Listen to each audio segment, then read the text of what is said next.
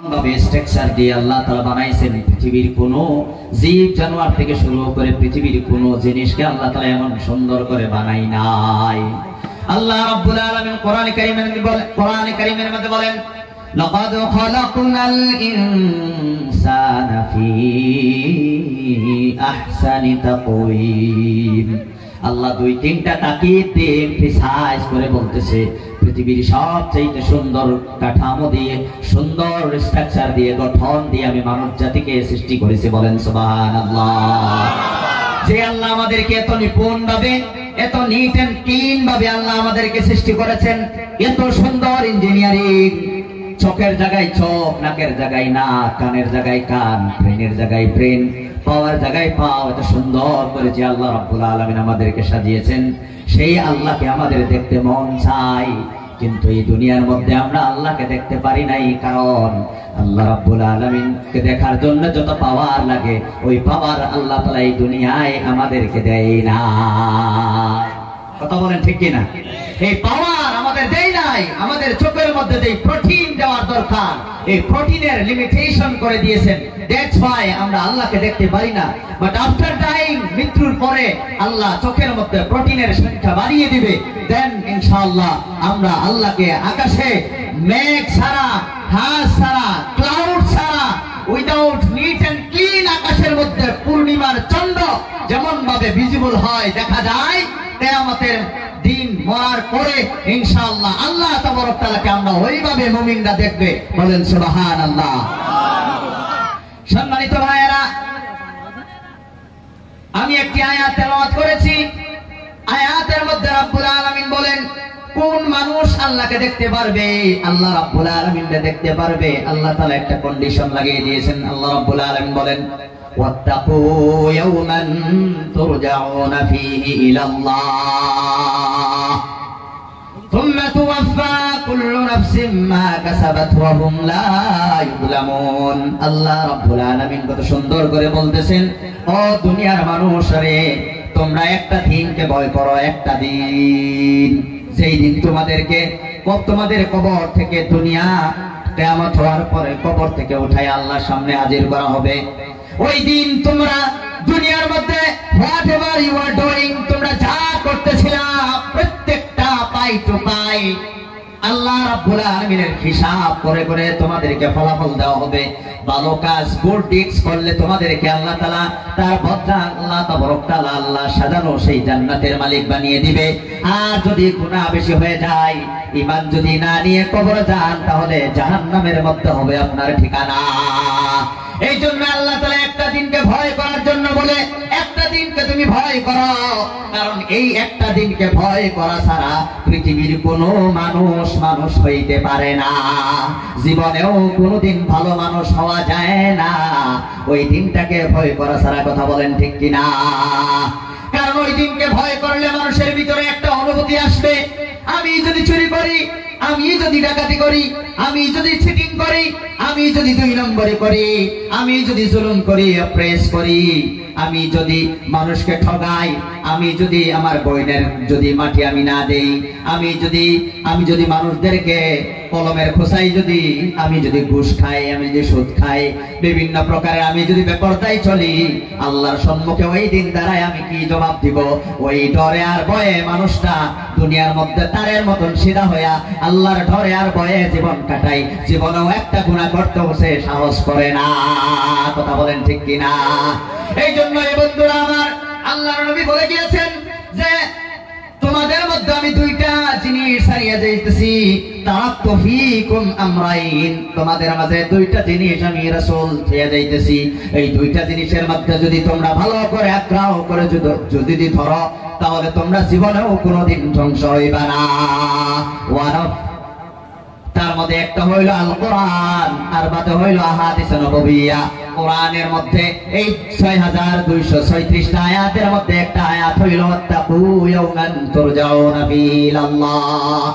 আজকে দুনিয়ার সমস্ত মানুষগুলোর মধ্যে দেখবেন মানুষের মধ্যে শান্তি বেশি না কম? বলেন, শান্তি কম, অশান্তি বেশি না কম? বলেন, সবাই বলেন, অশান্তি বেশি না কম? বেশি। আজকে মানুষের মানুষের শান্তি মতে ঘুমাইতে পারে না পাগলের মতো ঘোরাফেরা করে? বেশি কথা বলেন। আজকে স্বামী যারা আছে, স্বামী তারা স্ত্রীদের কাছে শান্তি পায় না অশান্তির জ্বালা নিয়ে ঘুমায়? কথা বলেন। শান্তি পাওয়া যায় না, চতুর্দিকে অশান্তি। কারণ কি? শান্তি যেইভাবে পাওয়া যাবে ওইটার কাজ আমরা করি না, আল্লাহর ভয় আমাদের নাই। দুনিয়া ধ্বংস হওয়ার পরে সূর্য ধ্বংস হবে। কিয়ামতের দিন মানুষকে যেমন ভাবে রিকভার করবে, সূর্যটাকে রিকভার করবে। সূর্য উঠলে তারে আমরা দিন কই, সূর্য না থাকলে রাত কই? কথা বলেন ঠিক কিনা? শুধুমাত্র আর কেবলমাত্র দুনিয়া ধ্বংস হওয়ার পরে কিয়ামতের দিনের মধ্যে খালি সূর্য আল্লাহ উঠাইবে। ওই জন্যই আল্লাহ তাআলা বলে শেষ একটা দিনের তোমরা ভয় করো, মালিকি ইয়াউমিদ্দিন। কিয়ামতের দিনের মালিক, অর্থাৎ কিয়ামতের দিনের পরে আর জীবনেও কোনোদিন দিন হবে না। কারণ সূর্য উঠলে মানুষের কষ্ট হয়, ফায়দাও হয়। গরম দিনে সূর্য উঠলে শরীর জ্বলে। কথা বলেন ঠিক কিনা? গরম দিনে সূর্য উঠলে ভালো লাগে। কিন্তু জান্নাত এমন একটা জায়গা, যেই জায়গার মধ্যে কোনো কষ্টের লেশ মাত্র নাই। সূর্য থাকলে মানুষের কষ্ট হবে। ওই জন্যই আল্লাহ তাআলা জান্নাতে সূর্য দিবে না। আল্লাহর নূরে সমস্ত জান্নাত আলোকিত হয়ে থাকবে। বলেন সুবহানাল্লাহ। একটা দিন হবে, একটা দিন। ওই দিনটা যদি ভয় করি, তাহলে ওই দিনটার ভয় যদি কোনো ছাত্রর কাছে থাকে তাহলে ছাত্র হবে ভালো। ওই দিনের ভয় যদি কোনো ইমামের থাকে তাহলে ইমাম হবে ভালো। ওই দিনের ভয় যদি মুক্তাদির থাকে তাহলে মুক্তাদি হবে ভালো। ওই দিনের ভয় যদি নেতার থাকে তাহলে নেতা হইবে ভালো। ওই দিনের ভয় যদি সরকারের থাকে সরকার হইবে ভালো। ওই দিনের ভয় যদি কোনো পর্দানির থাকে তাহলে পর্দানি হবে ভালো। ওই দিনের ভয় যদি জাস্টিসের থাকে তাহলে বিচার করবে ভালো। কথা বলেন ঠিক কিনা? এর উল্টা হইলেই অশান্তি আরম্ভ হয়ে যাইবে। কারণ কোন মানুষ যখন ভাববে আমার মরণের পরে আমার কোনো হিসাব হবে না, ইচ্ছা মতো বদমাশি করে করে মানুষকে অশান্তির মধ্যে রাখবে। কথা বলেন ঠিক কিনা? যেই সময় আল্লাহর ভয় মানুষের অন্তরে থাকে না, ওই সময় মানুষের গুনার মধ্যে লিপ্ত হয়ে যায়। যেই সময় আল্লাহ তাআলার ভয় তার মধ্যে থাকে না, ওই সময় মানুষের গুনার মধ্যে লিপ্ত হয়। যেই সময় মানুষের অন্তরে আল্লাহর ডর আর ভয় শেষ হয়ে যায়, অন্তরটা যে সময় মরে যায়, প্যারালাইসের মতো হয়ে যায়, গুনাহ করে কিন্তু গুনার অনুভূতি সে বুঝে পায় না।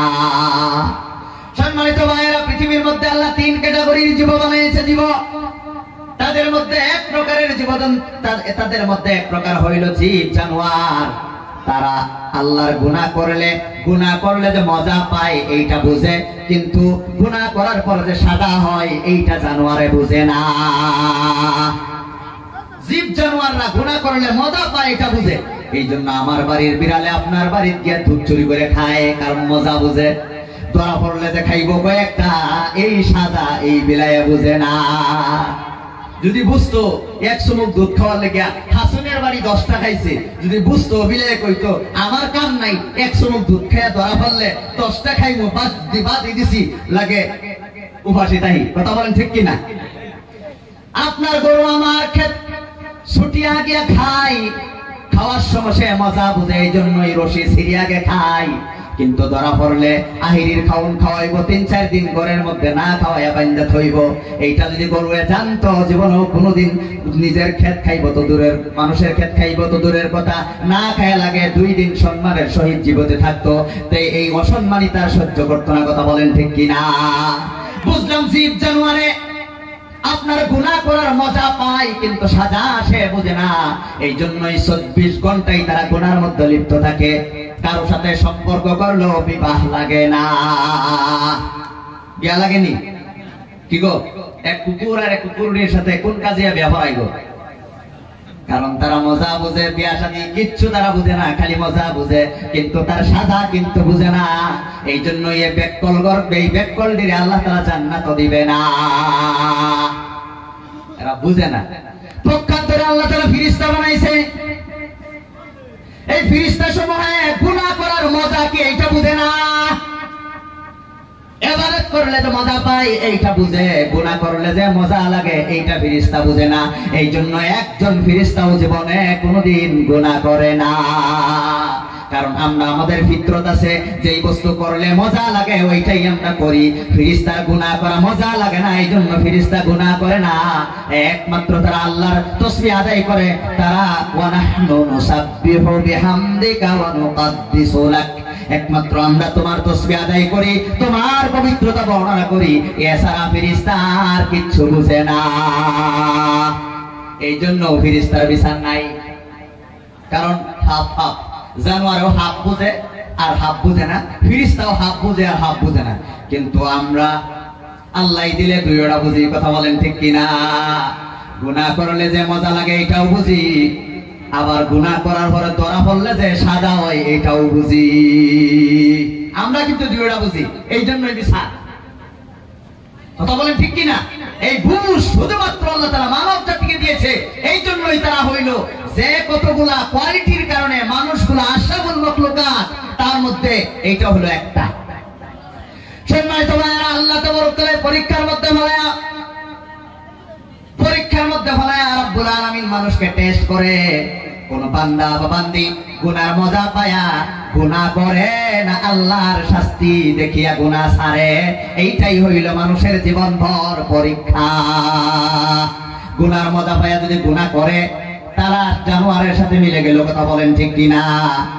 আর গুনাহ সাজা জানিয়া যদি গুনাহ ছেড়ে দেয় তাহলে তারা ফেরেশতার থেকে ঊর্ধ্ব হইয়া তারা আল্লাহ তাআলার নৈকট্য লাভ করে। কথা বলেন ঠিক কিনা?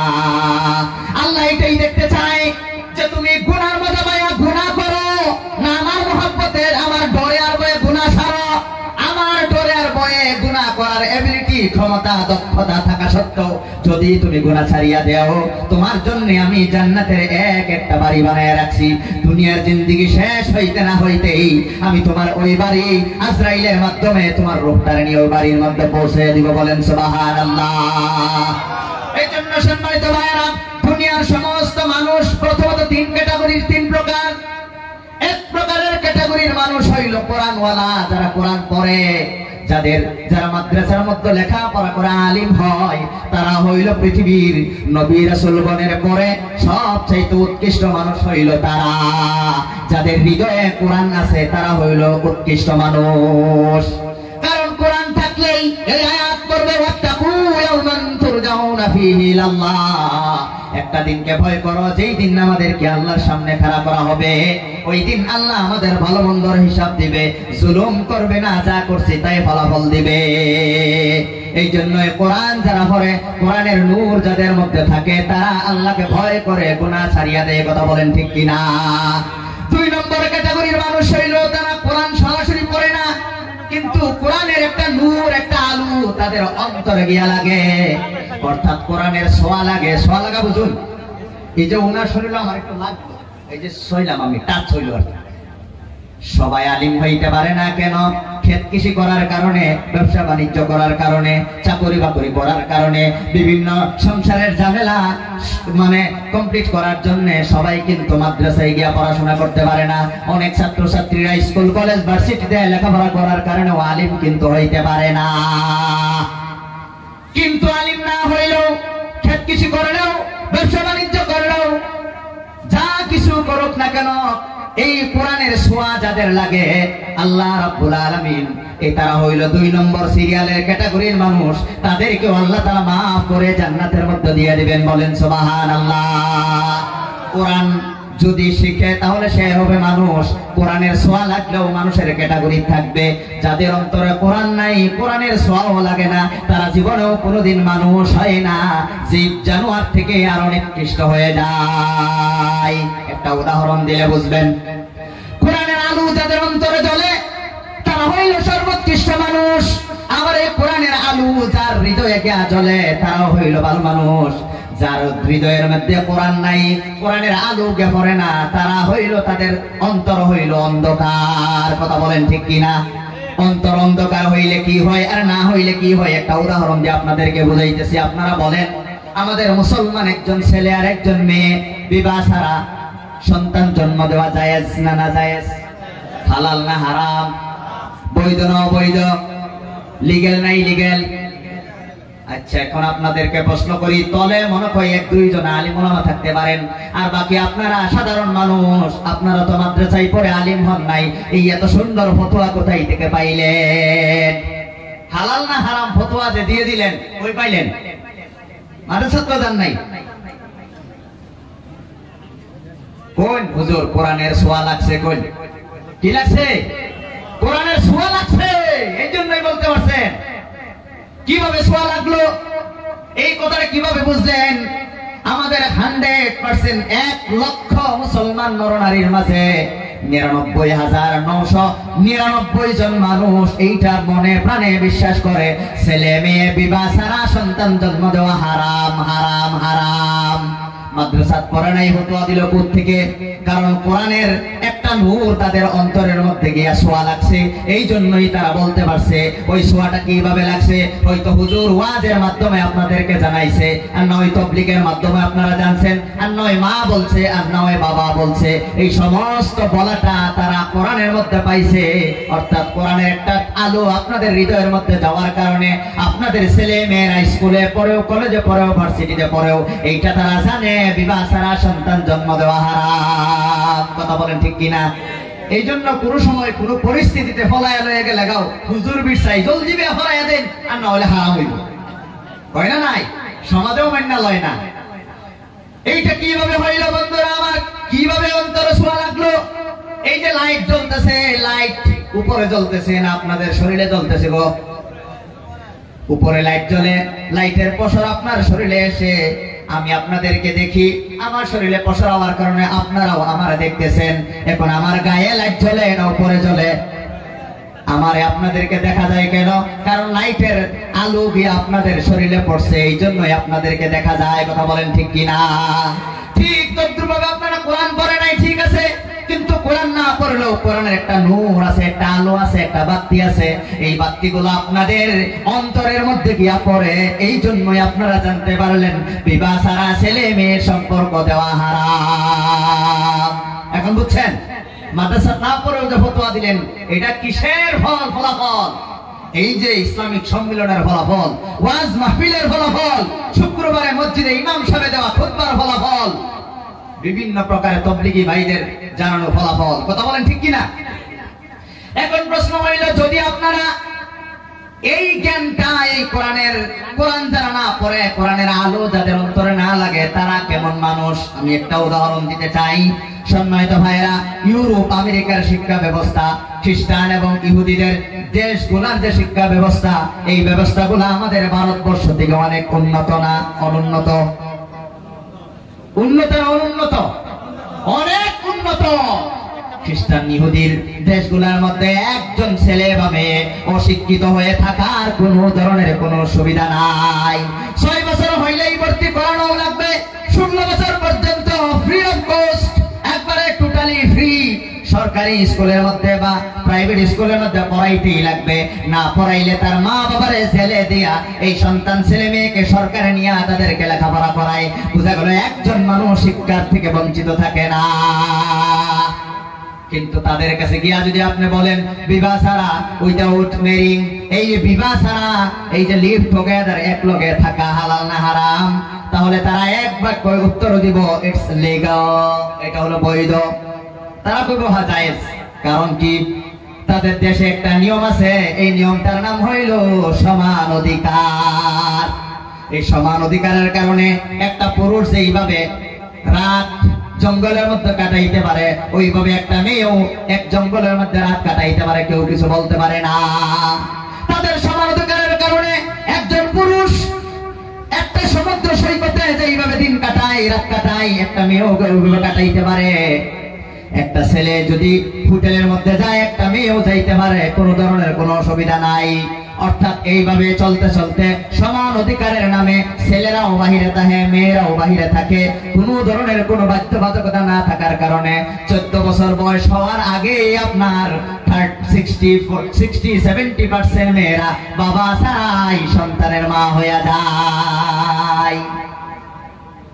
এখন তাদের মধ্যে বাবা ছাড়া যে সন্তান আসলো, এটা কি মানুষের মতো সন্তান হয়ে আসলো না একটা কুত্তির মতো হয়ে আসলো? কথা বলেন। কারণ একটা কুত্তিরও ব্যবহারানি লাগে না, ব্যবহারানি ছাড়াই সন্তান জন্ম হয়। তাহলে ওই দিকের মেয়েরা বিয়া শাদী লাগে না, এইভাবে কুকুরনির মতো সন্তান জন্ম হয়। কেন তারা এই কাজটা করে? কেন? কারণ তাদের ভিতরে কোরআনও নাই, কোরআনের ছোঁয়াও তাদের মধ্যে লাগে নাই। আপনারা এটা করেন না কেন আর করতে দেন না কেন? কারণ আপনাদের মধ্যে কোরআনের ছোঁয়া লাগছে। কোন সুবহানাল্লাহ, আল্লাহু আকবার। আল্লাহ আপনাদেরকে বাঁচাইছে না বাঁচাই নাই? বলেন, বাঁচাইছে। এই জন্য সম্মানিত ভাইরা, মানুষ হলো তিন ক্যাটাগরির। যারা কোরআন আছে, কোরআন ওয়ালা হইল উৎকৃষ্ট সর্ব নাম্বার 1। কোরআন না থাকলেও কোরআনের ছোঁয়া যাদের লাগে তারাও মাপ পাইবে।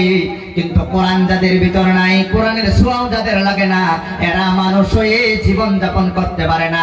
জীব জানোয়ারের সাথে তাদের জীবন মানে সিমিলারিটি তাদের মধ্যে হয়ে যায়। কথা বলেন ঠিক কিনা? এই জন্যই বলে একটা দিনকে ভয় করো। যারা কোরআন মানে কোরআনের ছোঁয়া যাদের লাগে তারাই ওই দিনকে ভয় করে। ওই দিনকে ভয় করে সমস্ত গুনার কাজ তারা ছেড়ে দেয়। জীবনেও কোনোদিন একটা গুনাহ করতে তারা সাহস করে না। তারা গরু ছাগলের মতো গুনাহ করে। কেন? কারণ তাদের ভিতরে কোরআন নাই, কোরআনের আলো তাদের অন্তরে জায়গা পায় নাই। তাদের অন্তর হইল অন্ধ। এখন অন্তরটা প্যারালাইসের মতো হয়ে গিয়েছে। গুনাহকেও তারা আর গুনাহ মনে করে না। কথা বলেন ঠিক কিনা? এই জন্য সম্মানিত ভাইরা, আল্লাহ রাব্বুল আলামিন বলেন, কুল্লু নাফসিন যায়িকাতুল মাউত। পৃথিবীর মধ্যে যত জীব জানোয়ার আছে, যাদের জীবন আছে তাদের কিন্তু মরণ হবে। আপনাদের জীবন আছে না নাই? আপনারা প্রাণী না জড়? প্রাণী তো। তাহলে প্রাণী হলে মরণ হইব না নাই?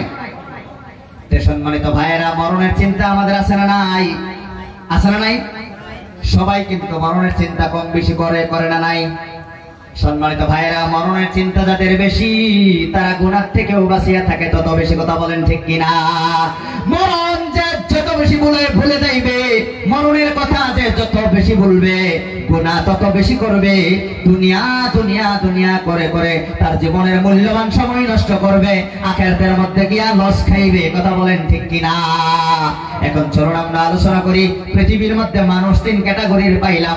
এখন মানুষ যে মৃত্যুর চিন্তা করে, মরণের চিন্তা করে, ওইটাও তিন প্রকার। অর্থাৎ তিন প্রকারের মানুষে তিন ধরনের মানে চিন্তা করে, মরণের চিন্তা করে। শুনবেন গো? 1 নম্বর চিন্তা হইল যারা আল্লাহকে বিশ্বাস করে না, যারা আল্লাহকে মানে না, তাদের মরণের চিন্তা এক প্রকারের। আর সাধারণ মুমিন মুসলমান, আপনারা যে মুমিন মুসলমান, আপনাদের মরণের চিন্তা এক প্রকারের। আর সর্বশেষ মরণের চিন্তা হইল যারা আল্লাহর ওলি, যারা আল্লাহর ওলিদের মরণের চিন্তা হইল আরেক প্রকারের। মরণের চিন্তা সবাই করে, কিন্তু তিন ক্যাটাগরির মানুষের মরণের চিন্তা আলাদা আলাদা। সবার কিন্তু এক নয়, সবার কিন্তু আলাদা আলাদা। এখন শুনবেন কি যে যারা আল্লাহকে বিশ্বাস করে না তারা কিভাবে মরণের চিন্তা করে? তাদের মরণের চিন্তা হইল, আমি যদি মরে যাই আর তো দুর্নীতি করতে পারবো না, আগেই দুর্নীতি করে ফেলি। কি গো, মরে গেলে তো আর পারবো না, এই চান্স শেষ। আমি যদি মরে যাই মানুষকে জুলুম করতে পারবো না, আগেই জুলুম করে ফেলি। আমি যদি মরে যাই আর কোনদিন কি করতে পারবো না, সুদ খাইতে পারবো না, আগে সুদ খেয়ে ফেলি। আমি যদি মরে যাই আর ঘুষ খাইতে পারবো না, আমি ঘুষ খেয়ে ফেলি। এইটা কোন মুমিন মুসলমানের মরণের চিন্তা না। যারা আল্লাহর মানে না তাদের চিন্তা। কথা বলেন, যারা আল্লাহকে মানে না তাদের মরণের চিন্তা হলো এটা। তাহলে মুমিন মুসলমানের মরণের চিন্তা কি? মুমিন মুসলমানের মরণের চিন্তা হইল, আমি না জানি কোন দিন মরে যায়, কোন দিন দুনিয়া আজরাইল বিনা অ্যাপ্লিকেশনে, বিনা ইনফরমেশনে আমার সামনে হাজির হয়ে যায়। জানি না আমি কোন সময় না জানি হাজির হয়ে যায়। এর আগে আমি জীবনে যত নামাজ কাজা করছি, কাজা নামাজগুলো আমি আদায় করে যাই। জানি না কোন দিন মারা যায়। আমি জীবনে আগে বেনামাজি ছিলাম, এখন নামাজি হয়ে যাই। নামাজি হয়ে আমি মরতে চাই। আমি না জানি কোন দিন না জানি মরে যাই। আমি যাকাত আগে দেই না, এখন আমি যাকাত দিয়ে আমি মরতে চাই। আমি না জানি কোন দিন মরে যাই। আর আমি আগে সুদ খেয়েছিলাম, এখন সুদ ছাড়িয়া মুক্ত হয়ে গুনাহ মুক্ত হয়ে আমি মরতে চাই। অর্থাৎ কোন দিন না জানি মরে যাই, আর জীবনে মসজিদ বানাইতে পারবো না, কমসে কম একটা মসজিদ বানাইতে হয়ে যাই। আমি মরে না যাই, কোন দিন মারা যাই, একটা রাস্তা কোনদিন বানাইতে পারি নাই, একটা রাস্তা কমসে কম বানাইতে হয়ে যাই। না জানি কোন দিন মরে যাই, একটা গাছ আমি লাগাইতে হয়ে যাই। অর্থাৎ কোন দিন না জানি মরে যাই, ভালো কাজ করতে পারি নাই, কিছু ভালো কাজ আমি করিয়া যাই। এইটা হইল মুমিন মুসলমানের মরণের চিন্তা। কথা বলেন ঠিক কিনা? সব সময় চিন্তা করে আল্লাহ আল্লাহ করতে পারলাম না, এখন দেখি কিছু আল্লাহ আল্লাহ করা যায় কিনা। আগে সারা জীবন সংসার লইয়া ব্যস্ত ছিলাম, এখন দেখি এক দুইটা চিল্লা দেওয়া যায় কিনা। আমার জীবন শেষ হয়ে যাইতেছে, না জানি কোন দিন আজরাইল এসে যায়। আজরাইল আসার আগেই আমার জীবনটা একবারে গুনাহ মুক্ত করি আমি আগেই রেডি হয়ে যাই। এইটা হলো মুমিন মুসলমানের মরণের চিন্তা। কথা বলেন ঠিক কিনা? কিন্তু হাজারো আফসোস, এই মুমিন মুসলমানের এই মরণের চিন্তাটা আমাদের সমাজে এখন সব মানুষের, ম্যাক্সিমাম মানুষের কাছে পাওয়া যায় না। আমাদের মুমিন মুসলমানের মরণের চিন্তাটা যারা আল্লাহকে বিশ্বাস করে না তাদের মরণের চিন্তা এখন আমাদের মুসলমানের মরণের চিন্তা হয়ে গিয়েছে। কিভাবে? এখন মুসলমানও চিন্তা করে মরে গেলে আর বিল্ডিং বানাইতে পারবো না, সুদ ঘুষ খায়া ডাইরেক্ট একটা বিল্ডিং বানাই। আমি মরে গেলে আর গাড়ি কিনতে পারবো না, মানুষকে ঠকায়া দুর্নীতি করে একটা গাড়ি কিনি। আর যদি মরে যাই জীবনে আর কোনোদিন অত্যাচার করতে পারবো না, সীমা লঙ্ঘন করতে পারবো না, সীমা ঠেলতে পারবো না। এখন গায়ে শক্তি আছে, সীমাটা একটু বেশি বাড়াইয়া থয়ে যাই। মরে গেলে আর কিচ্ছু করতে পারবো না, তোর গোষ্ঠীরে আমি সাইড কইয়া থইয়া যাই। এখন মুমিন মুসলমানের মরণের চিন্তা থাকে নাই, তাগর চিন্তা টাইম নাই না, আমরা ব্যক্তির হয়ে গেছে। এই জন্যই দুনিয়ার মধ্যে শান্তি নাই। কথা বলেন ঠিক কিনা? অর্থাৎ আমাদের মরণের চিন্তা যেটা ছিল ওইটা সারিয়ে আমরা তাদের মরণের চিন্তা লইছি। এই জন্যই আমরা 100-এর মধ্যে 98 জন সাকসেস। রাসূল বলে 1000-এর মধ্যে একজন মানুষ জান্নাতি হইবে। কারণ কেন? বেদিন দের চিন্তা, মরণের চিন্তা আমাদের মধ্যে এসে গেছে। কথা বলেন ঠিক কিনা? 3 নম্বর হইল আরেকটা মরণের চিন্তা, আল্লাহর ওলিগণের মরণের চিন্তা।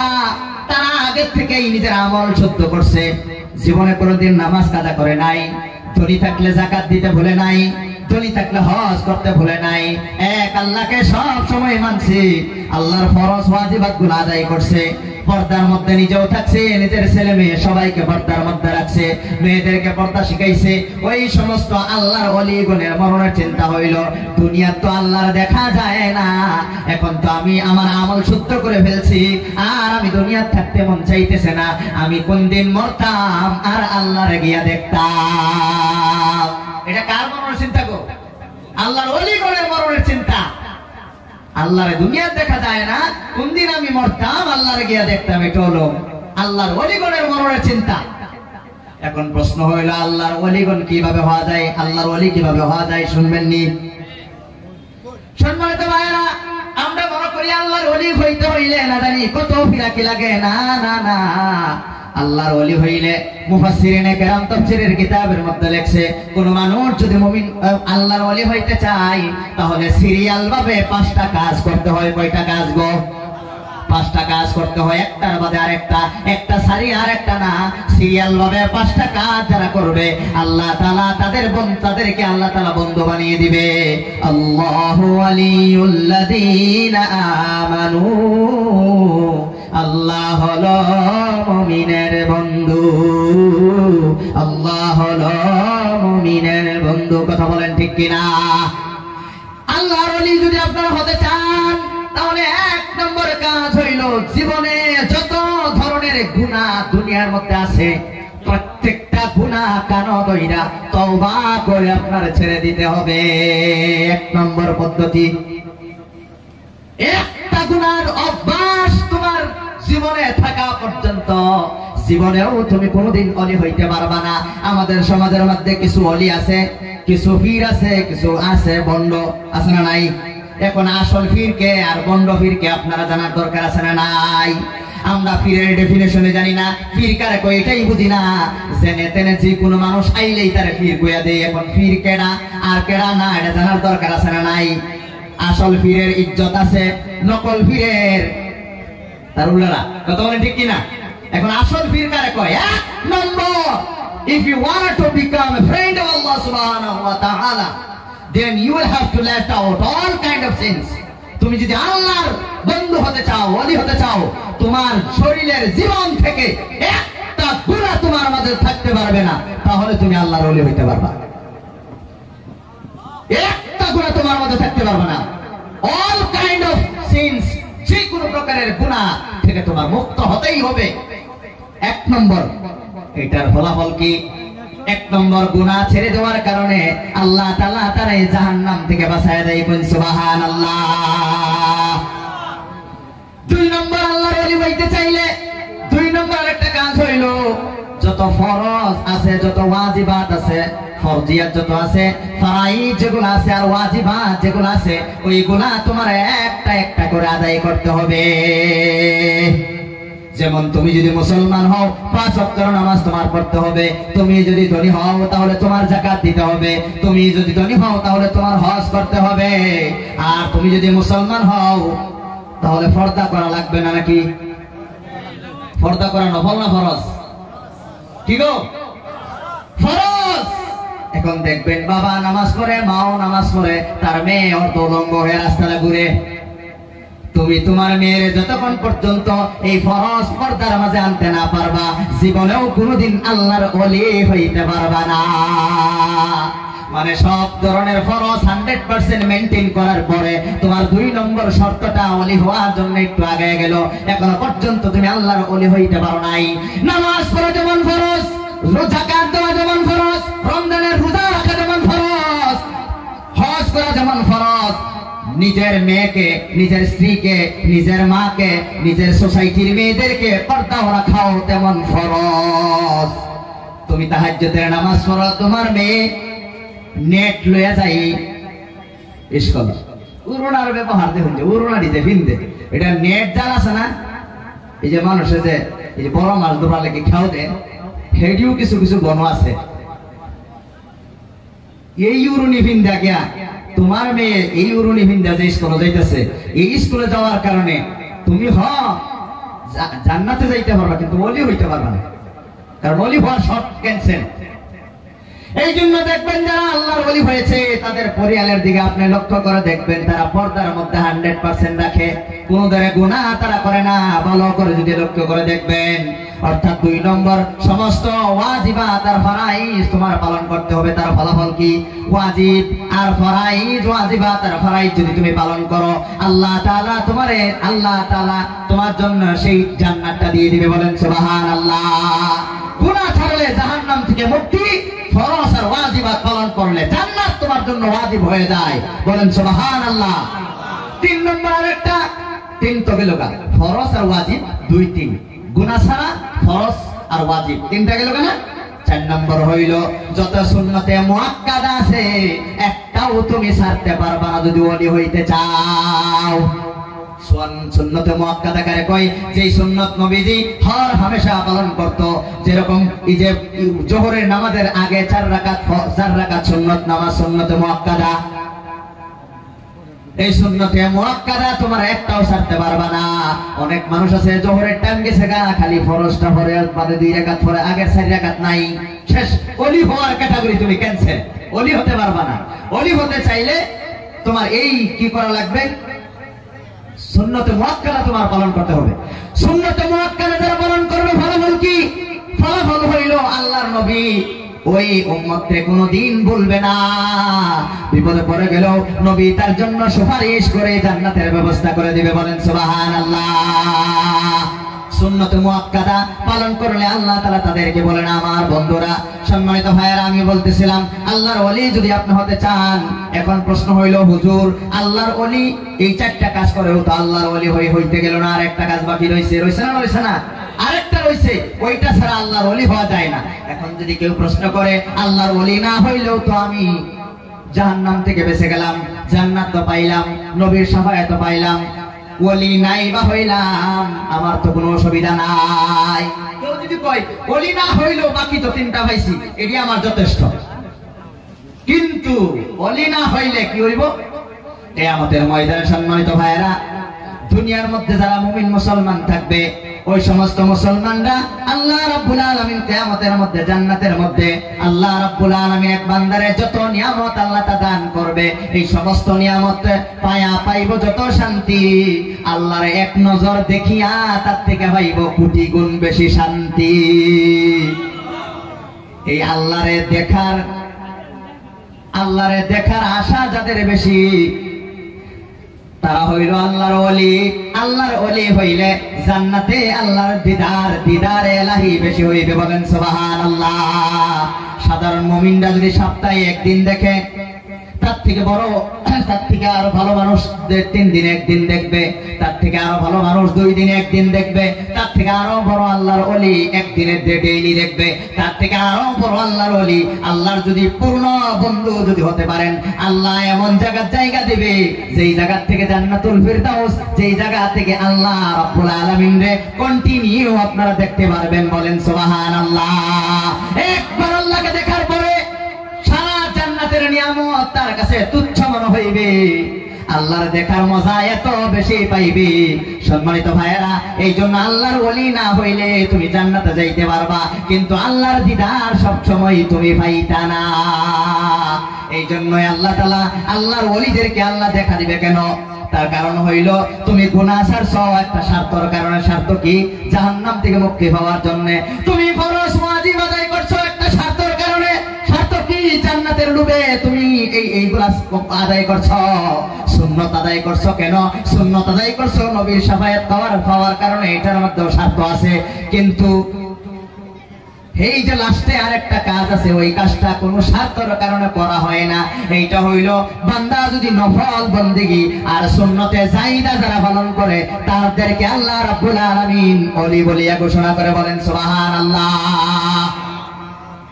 নফল ইবাদত কোন জাহান্নাম থেকে বাঁচার জন্য কেউ করে না, জান্নাত পাওয়ার লোভে কেউ করে না, নবীর শাফায়াত পাওয়ার লোভে কেউ করে না। একমাত্র নফল ইবাদত আর সুন্নতে জাইদা, আসরের আগে 4 রাকাত সুন্নত নামাজ এই জন্যই পড়ে। কি জন্য পড়ে? আল্লাহর মুহাব্বতের জন্য পড়ে। আল্লাহ কই তুমি ওভার ডিউটি করেছো আমার মুহাব্বতে, আমিও তোমাকে আমার ওলি বলে, বন্ধু বলে ঘোষণা করে দিলাম, বলেন সুবহানাল্লাহ। নফল ইবাদত করা ছাড়া আল্লাহর ওলি হওয়া যায় না। এখন এই 5 কাম কোন বন্ড ফিরে করেনি। কয়টা করে? একটাও করে না। বন্ড ফিরে এই 5 কামের একটাও করে না। তাদেরকে যদি বলেন নামাজ পড়ো না কেন, তারা বলবে যে মৌলবীরা কি আগো নামাজ শরীয়তের মধ্যে আছে, মারিফতের মধ্যে নামাজ নাই। যদি কয় যে তুমি রোজা রাখো না কেন, তারা বলবে রোজা শরীয়তের মধ্যে আছে, মারিফতের মধ্যে নাই। আবার যদি বলেন যে তুমি এই যে মেয়েদেরকে অন্য মানুষের স্ত্রীদেরকে আনিয়ে তুমি সিজদা দেওয়াও কেন, তারা বলবো এই সিজদা শরীয়তে নাই, মারিফতের মধ্যে আছে। কি করবে গো? মারিফতের মধ্যে আছে। এই ফিট ধীরে একটা উত্তর দেওয়া দরকার, আইনারা দিন যে ভাইলা সময় মতে। তখন কইবাই না, আচ্ছা ঠিক আছে, শরীয়তের মধ্যে যেগুলা হারাম মারিফতের মধ্যে যদি হালাল হয়, তাহলে এক কাজ করো, শরীয়তের মধ্যে গোবর খাওয়া তো হারাম, তাহলে এই গোবর তুমি খাও, মারিফতের মধ্যে এই গোবর খাওয়া হালাল, তাহলে তুমি বাধ্য হয়ে গোবর খাও। শরীয়তের মধ্যে যেগুলো হারাম তারা কই এটি হারাম, তারা কই এটি হালাল। তো শরীয়তের মধ্যে গোবর খাওয়া হালাল না হারাম? হারাম। তো তার মারিফতের মধ্যে হালাল, খাও, গোবর খাও। শরীয়তের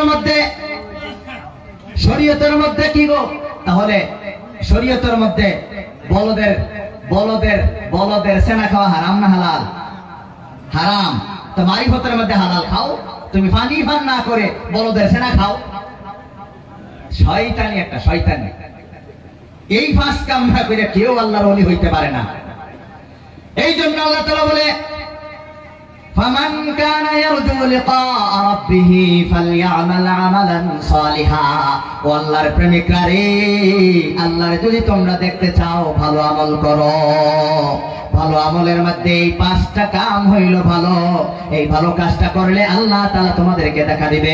আর একটা কথা মনে রাখিও, জীবনেও কোনোদিন ওয়ালা ইউশরিক বিইবাদাতি রাব্বিহি আহাদা, আর আল্লাহর সাথে কেউ শরীক করিও না। এই 2টা কাজ যদি করতে পারো, আল্লাহরে লা শরীক জানিয়া যদি ইবাদত করতে পারো, আল্লাহ তোমাদেরকে দেখা দিবে, বলেন সুবহানাল্লাহ। এখন বুঝলেন তো মানুষ মরণের চিন্তা তিন ধরনের। লাস্টিকে পাইলাম অলির মরণের চিন্তা কিন্তু বড় সুন্দর, ঠিক না গো? তারা খালি মরতে চায়, মরিয়া খালি আল্লাহকে দেখতে চায়। এই জন্য আমাদের উচিত আমরা সমস্ত প্রকারের গুনাহ ছাড়িয়া এবং আমাদের জীবনটা সুন্দর করিয়া আমরা এই ওয়াইটিংটা থাকা উচিত যে আমরা মরলে ইনশাআল্লাহ আল্লাহকে দেখব। এরকম জীবন আমরা গঠন করতে করতে কে রাজি আছি হাত আগে আমাকে দেখান ভাই। আল্লাহ আপনাদের সবাইকে কবুল করুক বন্ধুরা আমার। আবার আল্লাহ রাব্বুল আলামিন এই দুনিয়ার মধ্যে যত মানুষ বানাইছে, মরণের যেই সময় মানুষ মরে যায়, মরার পরে কবরে মানুষ দুই ধরনের মানুষ হইবে। কবরে কয় ক্যাটাগরি মানুষ হইব গো? দুই ধরনের মানুষ কবরে, কিন্তু দুই ধরনের। আমরা শুনছি দুনিয়াত মানুষ তিন প্রকারের, কোরআন আছে, কোরআনের সূরা আছে, আরেকটা অন্তর অন্ধকার। আবার শুনলাম মানুষ তিন ধরনের মরণের চিন্তা করে, কাফির বেঈমানের মরণের চিন্তা, মুমিন মুসলমানের মরণের চিন্তা, আল্লাহর ওলির মরণের চিন্তা। আবার আপনাদেরকে শোনাইতে চাইতেছি, মরার পরে কবরবাসী ও দুই ক্যাটাগরির হইবে। দুই ক্যাটাগরির কবরবাসী, তারা দুই ধরনের থাকবে। শুনবেন?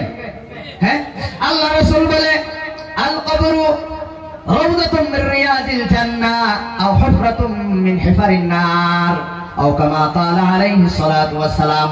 আল্লাহ রাসূল বলে কবরটা কারো জন্য হয়তো জান্নাতের টুকরা হবে, আর না হয় কবরটা কারো জন্য জাহান্নামের গারহা হবে, গারহা।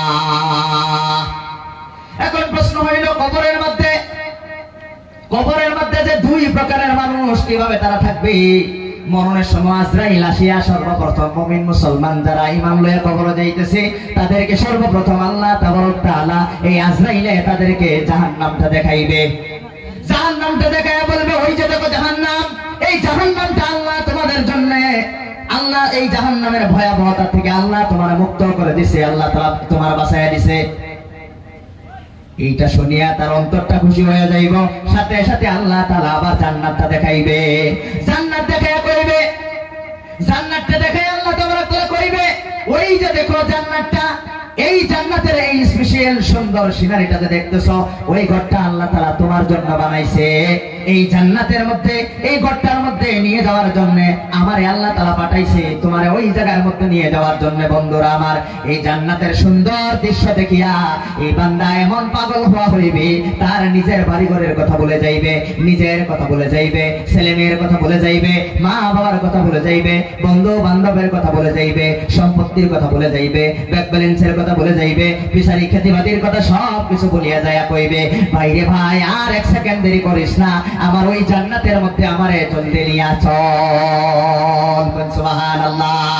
আল্লাহর কসম করে বলতেছি, যারা মৃত্যুর সময় যারা ঈমান লইয়া মরে, এই যে আমি এই খাটুয়াল, আমি জাগির ছিলাম, সেকেন্ড মাস্টার হোসেন মাস্টার মরহুম চিনছেন নি আপনারা? জিয়াউল মাস্টারের বাবা, ওই বাড়ির মধ্যে আমি ছিলাম। এই যে আমার দাদা, এই যে হোসেন মাস্টার মৃত্যুর সময় এই দৃশ্যটা দেখে দেখে দুনিয়া থেকে বিদায় হয়েছে। বলেন সুবহানাল্লাহ। আজরাইলে যখন দেখাইবে ওই জান্নাতটা, দুনিয়ার কিচ্ছু তার ভালো লাগবে না, কইবে জলদি আমার নিয়ে যাও। ওই মানুষটার মৃত্যু হইবে, একটা পিঁপড়া তার শরীরের মধ্যে কামড় দিলে যতটুকু কষ্ট হয়, এতটুকু কষ্টের মধ্যে তার জানটা নিজে আনন্দিত হইয়া বাহির হইয়া ফেরেশতারা, রহমতের ফেরেশতারা রেশমি জান্নাতের রেশমি রুমালের মধ্যে তার রূহটা লইয়া একবারে ডাইরেক্ট আল্লাহ তাআলার কাছে চলে যায়। আল্লাহ তাআলার দর্শন হওয়ার পরে রব্বুল আলামিন সেই কবরের মধ্যে নিয়ে যাওয়া হয়। কবরের মধ্যে আল্লাহ বলে, তার এই কবরটা তার চোখে যতটুকু দূর পর্যন্ত তার পাওয়ার যতটুকু যায়, তার কবরটা প্রশস্ত করে দাও, একটা বিছানা বিছায়া দাও, জান্নাতি লেবাস পরিধান করায়া দাও, আর জান্নাতের দরজা থেকে একটা কানেকশন তার কবরের মধ্যে করে দাও, যাতে সে আরামসে এখানে ঘুমাইতে পারে। বলেন সুবহানাল্লাহ। এইটা হলো কবরের এক নম্বর ক্যাটাগরি। দুই নম্বর ক্যাটাগরির মানুষ হইল মৃত্যুর সময় আল্লাহ তাআলা আজরাইলের মাধ্যমে একটা বান্দারে জান্নাতটা আগে দেখা কয়, এই যে দেখো জান্নাতটা আল্লাহ তোমার জন্য আল্লাহ তাআলা বানাইছিল। বন্ধুরা আমার, পৃথিবীর মধ্যে যত মানুষ আছে, মুফাসসিরিনে কেরাম তাফসীরে কিতাবের মধ্যে লিখেছে, এক একজন মানুষের জন্য আল্লাহ তাআলা জান্নাতের মধ্যে একটা একটা করে বাড়ি বানাইছে। এক একজন মানুষ, মানে ফেরাউনের জন্য একটা বাড়ি আল্লাহ তাআলা বানিয়েছিল, আবু জেহেলের জন্য একটা বাড়ি বানিয়েছিল, আবু লাহাবের জন্য একটা বাড়ি বানিয়েছিল। বর্তমান পৃথিবীর 800 কোটি মানুষ যারা আছে জীবিত আছে তাদের জন্য একটা একটা বাড়ি জান্নাতের মধ্যে আছে। এই বাড়িটা আল্লাহ তাআলা সবার জন্যই বানাইছে, কিন্তু আল্লাহ তাআলা মান্না কেউ রে দিবে না। যারা কিনিয়া লইবে তাদেরকে আল্লাহ তাআলা দিবে, যারা কিনবে জীবনের সব কিছু গুনাহ ছাড়িয়া যারা এই জান্নাতের বাড়িটা যারা কিনবে তাদের কাছে আল্লাহ চাবি দিবে, যারা কিনবে না তাদেরকে আল্লাহ তাআলা বঞ্চিত করে দিবে। এখন প্রশ্ন হলো, সবার জন্য বাড়িটা বানিয়েছিল কিন্তু পাইবে না কেন? আল্লাহ তাআলা বলে এই বাড়িটা আমি মান্না দেই না। ইন্নাল্লাহা আশতারা মিনাল মুমিনিনা ইন্নাল্লাহা আশতারা মিনাল মুমিনিনা বিআমওয়ালিহিম ওয়া আনফুসিহিম। আল্লাহ তাআলা সেই মানুষের অন্তর, মানুষটার জান আর মাল আল্লাহ তাআলা খরিদ করছে, তার বিনিময়ে বিআন্না লাহুমুল জান্নাহ, তার বিনিময়ে আল্লাহ তাআলা জান্নাত দিয়ে দিবে। অর্থাৎ আল্লাহ রাব্বুল আলামিন মানুষের জীবনটা আল্লাহ তাআলা খরিদ করে নিয়েছে। এটা আল্লাহর প্রপার্টি। আমার জীবন আমার প্রপার্টি নয়, আমার মাল সম্পদ এইগুলো হলো আল্লাহর। এই দুইটা বস্তু হলো আল্লাহর, এই দুইটার বিনিময়ে আল্লাহ আমার জান্নাত দিবে। অর্থাৎ আমার জীবন দিয়ে আল্লাহর ইবাদত যদি করি, আমার মাল দিয়া দিনের সাহায্য যদি আমি করি, তাহলে আমি এর বিনিময়ে আল্লাহ তাআলা আমার জান্নাতটা দিয়ে দিবে। আর এই আমার মন মর্জি যদি চলি, হালাল হারাম যদি না মানি, শরীয়তের গণ্ডির বাইরে যদি আমি চলে যাই, আল্লাহ তাআলা আমাদের যে পাওনা আল্লাহর কাছে ছিল এই পাওনা দিবে না। অর্থাৎ সেই জান্নাতের বাড়িটা আমারে আর দিবে না। তাহলে কারে দিবে? আমার জন্য একটা জান্নাত আল্লাহ বানাইছিল, এই জান্নাত যদি আমি না পাই তাহলে কারে দিবে? আল্লাহ তাআলা বলে উলাইকা হুমুল ওয়ারিসুন আল্লাযীনা ইয়ারিসুনাল ফিরদাউসা হুম ফিহা খালিদুন। যারা জান্নাতে একটা বাড়ি আগে পাইব, বাকি যেই বাড়িগুলা থাকবো ওই বাড়িগুলো আল্লাহ তাআলা ওয়ারিস হিসাবে বাকি মানুষে বাদ করিয়া দেব। সুবহানাল্লাহ। ওয়ারিস কোন সময় হয় গো? বাপের সম্পত্তি থাকলে না না থাকলে? থাকলে ওয়ারিস হবে। গতিকে আপনি যদি জান্নাতি হন তাহলে আপনি ওয়ারিস পাবেন, আর জান্নাতি না হইলে ওয়ারিস কোথায় থেকে পাইবেন? এই কাফির বেঈমানদের জান্নাতগুলো আল্লাহ তাআলা মুমিন মানুষে আল্লাহ তাআলা ভাগ করে দিবে। এই জন্যই মুমিন মানুষ থাকবে কম, জান্নাতীরা হবে কম। এই জন্য এক একজন জান্নাতীর কমসে কম এই দুনিয়া থেকে 10 গুণ বড় ওয়ারিস মায়া ওয়ারিসদার হবে। বলেন সুবহানাল্লাহ। 800 কোটির মাঝে যদি 150 কোটি মানুষ আল্লাহকে মানে, এই 800 কোটি মানুষের জান্নাতি ঘরগুলা এই 150 কোটি মানুষকে আল্লাহ তাআলা ভাগ করে দিবে। এই জন্য তাদের প্রপার্টি বেশি হয়ে যাইবে, অর্থাৎ গুনাহগার থাকবে বেশি, আল্লাহর বন্ধু থাকবে কম। এই জন্যই যারা আল্লাহর বন্ধু হতে চায় তাদের প্রপার্টি থাকবে জান্নাতে বেশি। এখন বুঝতে পারছেন কি? এই যে যখন জান্নাতের বাড়িটা দেখায় বলবে আল্লাহ তোমার জন্য জান্নাতের বাড়িটা বানাইছো, কিন্তু সারা জীবন আল্লাহর গুনাহ করিয়া তুমি গুনাহ করে করে জান্নাতের বাড়িটা থেকে আজকে বঞ্চিত হয়ে গেছো, আর তোমার এই জান্নাতটা দেওয়া হবে না। এই জান্নাতের বদলা তার বাদে আল্লাহ তাআলা জাহান্নামটা দেখায়া তারে বলবে ওই যে জাহান্নাম দেখতেছো এটাই হলো তোমার ঠিকানা। কোন হাদিসের মধ্যে আসছে ওই জাহান্নাম দেখে বান্দা 1 সেকেন্ডের জন্য এই আর আজরাইলের সাথে যাইতে চাইবে না, পলানো আরম্ভ করবে। সে বলবে আমি আজকে যাইতে চাই না।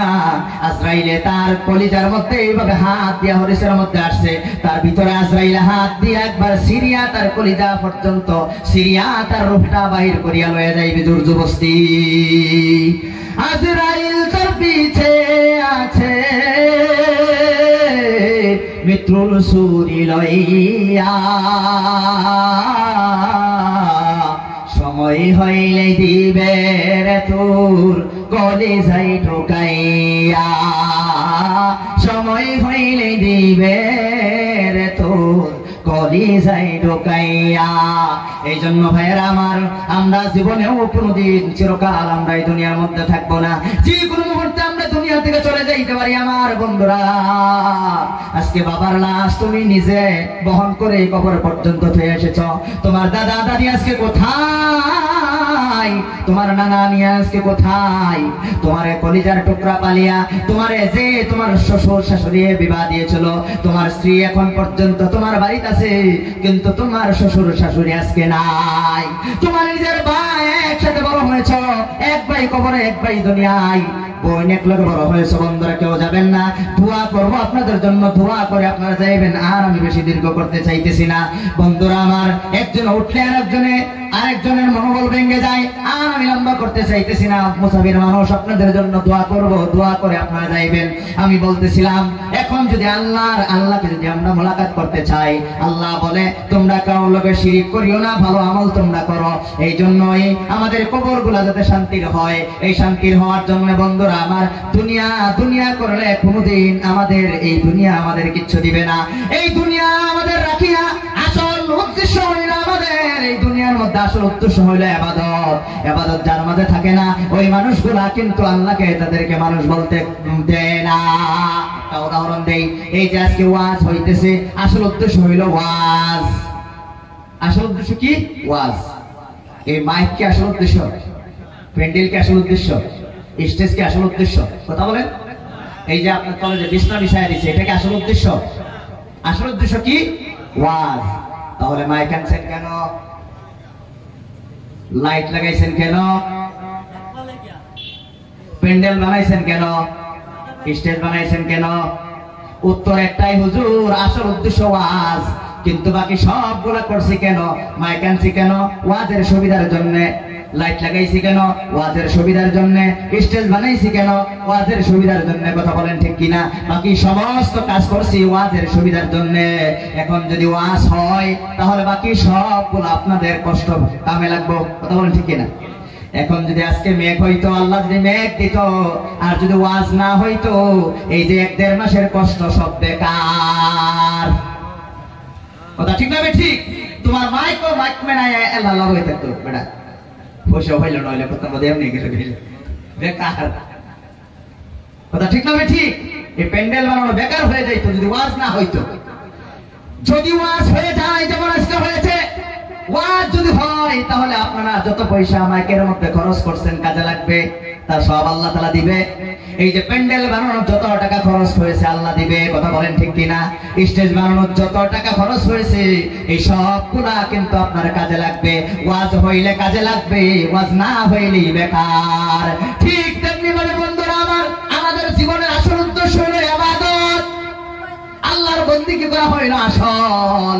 তাহলে একদিন যদি দাঁড়ায় বলে যে আসল বন্দেগী যদি আসল ইবাদত করা যদি আসল উদ্দেশ্য, তাহলে আলবাউন লাগে কেন? খাউন লাগে কেন? ঘুমান লাগে কেন? চাকরি বাকরি করা লাগে কেন? ফিসারিত গিয়া কষ্ট করা লাগে কেন? কি গো, কেউ কইব না নাই? হ্যাঁ, কেন করা লাগে? তার এই যে একই উত্তর, ইবাদতের সুবিধার জন্য। কারণ না খাইলে ইবাদত করা যায় না, না ঘুমাইলেও ইবাদত করা যায় না। ব্যবসা বাণিজ্য করে টাকা পয়সা না হইলে যাকাত দেওয়া যায় না, হজ করা যায় না। অর্থাৎ বাকি গুনাহ করি কেন? সংসারের কাজ কেন করি? ইবাদতের সুবিধার জন্য। এখন যদি আপনার কাছে ইবাদত থাকে তাহলে বাকি সমস্ত সংসারের কাজগুলা আল্লাহ তাআলা ইবাদতের মধ্যে শামিল করে দেয়। বলেন সুবহানাল্লাহ। আর যদি তোমার জীবনে ইবাদত না থাকে, ইবাদত না কইরা যদি তুমি দান করো, ইবাদত না কইরা যদি তুমি সংসারের কাজ করো, ইবাদত না কইরা যদি প্রফেসরি করো, ইবাদত না কইরা যদি শিক্ষকতা করো, ইবাদত না কইরা যদি তুমি নেতাগিরি করো, ইবাদত না কইরা যদি তুমি সমাজের মাতবরি করো, তাহলে তোমার জীবনটাও ওয়াজ না হইলে প্যান্ডেল যেমন বেকার, মাইক যেমন বেকার, লাইট যেমন বেকার, তোমার জীবনে আল্লাহর ইবাদত না থাকলে তোমার সমস্ত ভালো কর্ম আল্লাহ তাআলা বেকার করে দিবে। 4 পয়সার দাম আল্লাহ তাআলা দিবে না। অনেক মানুষ কয় আমি নামাজ না বললে কি হইব, দান তো অত বড় বড় দেই, কোনো কামই নেই। আর এটা কন্ডিশন। আসল উদ্দেশ্য হলো ইবাদত। ইবাদত থাকলে তুমি ঘুমাইলে ঘুমটার আল্লাহ তাআলা ইবাদত বানায় দিবে। ইবাদত থাকলে তুমি যে হাল বাইছো, সারা জীবনে যত আঙ্গুল দিয়ে হাল বাইছো সব আল্লাহ তাআলা ইবাদতের মধ্যে শামিল করবে। ইবাদত থাকলে ল্যাট্রিন বাথরুমে যত দৌড়াদৌড়ি করছো সবগুলো আল্লাহ তাআলা ইবাদতের মধ্যে শামিল করবে। তোমার গোটা লাইফ যেদিন বালিগ হইছো, যেদিন মরছো, সারা জীবন কি 24 ঘন্টা ইবাদত করছিলেন? কত জায়গা দৌড় ফাড়ছেন, বেড়াইছেন, কত জায়গা কি কি করছো, সারা লাইফটারে আল্লাহ তাআলা ইবাদতের মধ্যে শামিল করে দিব। যদি তোমার জীবনে ইবাদত থাকে, তাহলে ইবাদত না থেকে বাকি যত ভালো আমল করবা, তোমার মাঝে আর তাগর মাঝে কোনো পার্থক্য নাই। কারণ তারাই ভালো আমল বহুত করে আঙ্গর থেকে। যারা আল্লাহরে বিশ্বাস করে না, অনেক ভালো ভালো আমল করে, তারা জান্নাতে যাইবনি? বলেন জান্নাতে যাইব? they will never go to the জান্নাহ। তারা জান্নাতে যেমন যাইবে না, ঠিক আমাদের অবস্থা এইটাই। আমাদের মধ্যে নামাজ নাই, রোজা নাই, রোজার মাসে অপেন আমরা খাই, নামাজ পড়ি না, পর্দার কারণে একবারে কাহি, পর্দা তো নাই। আল্লাহ তাআলা কোরআনে কারীমের মধ্যে সূরা আহজাব 33 নম্বর আয়াতের মধ্যে বলেন, ওয়াকারনা ফি বুয়ুতিকুন্না ওয়ালা তাবাররাজনা তাবাররুজাল জাহিলিয়াতিল উলা। আল্লাহ তাআলা তার বান্দীদেরকে উদ্দেশ্য করে বলে, ও আমার বান্দীরা রে, তোমরা ঘরের মধ্যে থাকো। আগের জামানার মধ্যে যেই মহিলারা সাজগোজ করে, পারফিউম মাখায়া, দেহটা দেখায়া দেখায়া ঘোরাফেরা করতো, এমন ভাবে তোমরা বিশ্বনবীর উম্মত হইয়া তোমরা এই কাজ করিও না। আল্লাহ বান্দীদেরকে বলতেছে ঘরে থাকো, আর আমরা কি করতেছি? ঘর থেকে বার করে দেই। তাহলে আল্লাহ তাআলা মানলাম না উল্টা করলাম গো? কি গো, এটার ফলাফল ভালো না খারাপ? ফলাফল খারাপ না? বন্ধুরা আমার, 2 দিন আগে কেউ যাবেন না, দোয়া করবো, আর বেশি সময় আমি বক্তৃতা দিব না। 2 দিন আগে বাড়ি থেকে আসলাম, আমার সম্পর্কিত একজন মানুষ, 3টা মেয়ে, 2টা মেয়ে, একটা ছেলে। এই মহিলাটা আপনাদের এই নগাঁওয়ের কোন একটা জায়গার মধ্যে লক্ষ্মীপুর থেকে তার নিজের স্বামীরে ফালায়া, ছোট একটা দুধের বাচ্চারা ফালায়া বসছে। বেচারা অরুণাচলের মধ্যে কাম করে, কাজ করিয়া এই মহিলাটা আইসে, এই মোবাইলটাও লয়ে আইসে। একটা দোকানের মধ্যে 30-40 হাজার টাকা বাকি খায়া, বাকি বাজায় থই আইসে। এই ছোট বাচ্চারে গিয়ে আমার মা জিজ্ঞাসা করলো, তোমার মা কই? সম্মানিত ভাইরা, চোখ দিয়া পানি এসে যায়। ছোট বাচ্চারা মা মা করে কান্দে। লাস্ট পর্যন্ত এই ছোট বাচ্চারা হাতটা এইভাবে করিয়া বলে, আমার মা জামাই লইয়া ফলা গেছে গা।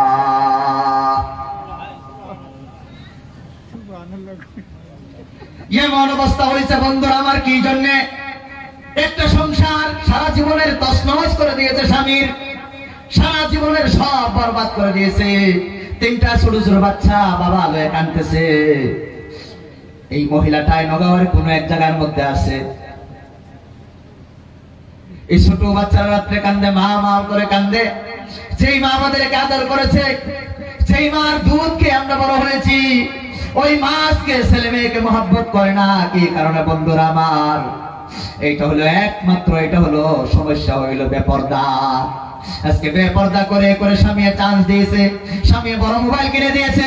প্রত্যেকটা মেয়েরা বর্তমান যারা জেনারেল শিক্ষিত, যে মেয়েরা, এই মেয়েরা অপ্রিয় হইল সত্য, কলেজে পড়ার সময় 2-3টা ছেলের সাথে রিলেশন থাকে, অন্য জায়গায় যে বিয়া হয়ে যায়, এই মেয়েটা তার স্বামীর একটু দোষ পাইলেই আগের ছেড়ার লোকে পলায়া যাইতে চায়। এই মোবাইলের মাধ্যমে পরকীয়া আরম্ভ করে। সবাই না, কিছু সংখ্যক না, বর্তমানে অনেক বেশি। কথা বলেন ঠিক কিনা? নিজের স্বামীর স্বামী বলে গুরুত্বই দেয় না, নিজে কোর্টে গিয়া ডাইভোর্স করিয়া অন্য জায়গায় বিবাহ হয়। ইসলামে মহিলাদেরকে ডাইভোর্স দেওয়ার অধিকার দেয় নাই, অধিকার দেয় নাই। তারা যদি অন্য জায়গায় বিবাহ হয়, প্রথম স্বামীর থেকে তালাক না দেওয়া পর্যন্ত প্রথম বিবাহ কমপ্লিট থাকে।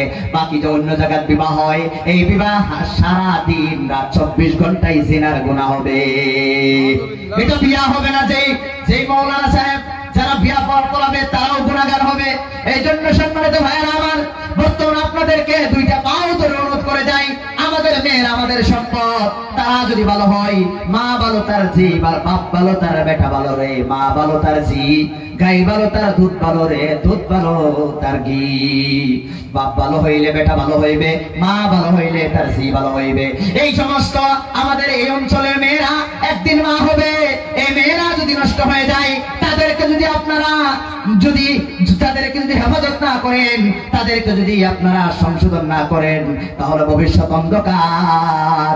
কারণ একটা ইটার ফর্মা যদি বেকা করে বানানো হয়, ফর্মাটাই যদি বেকা থাকে, তাহলে এটা কোনোদিন সোজা হবে না। কথা বলেন ঠিক কিনা?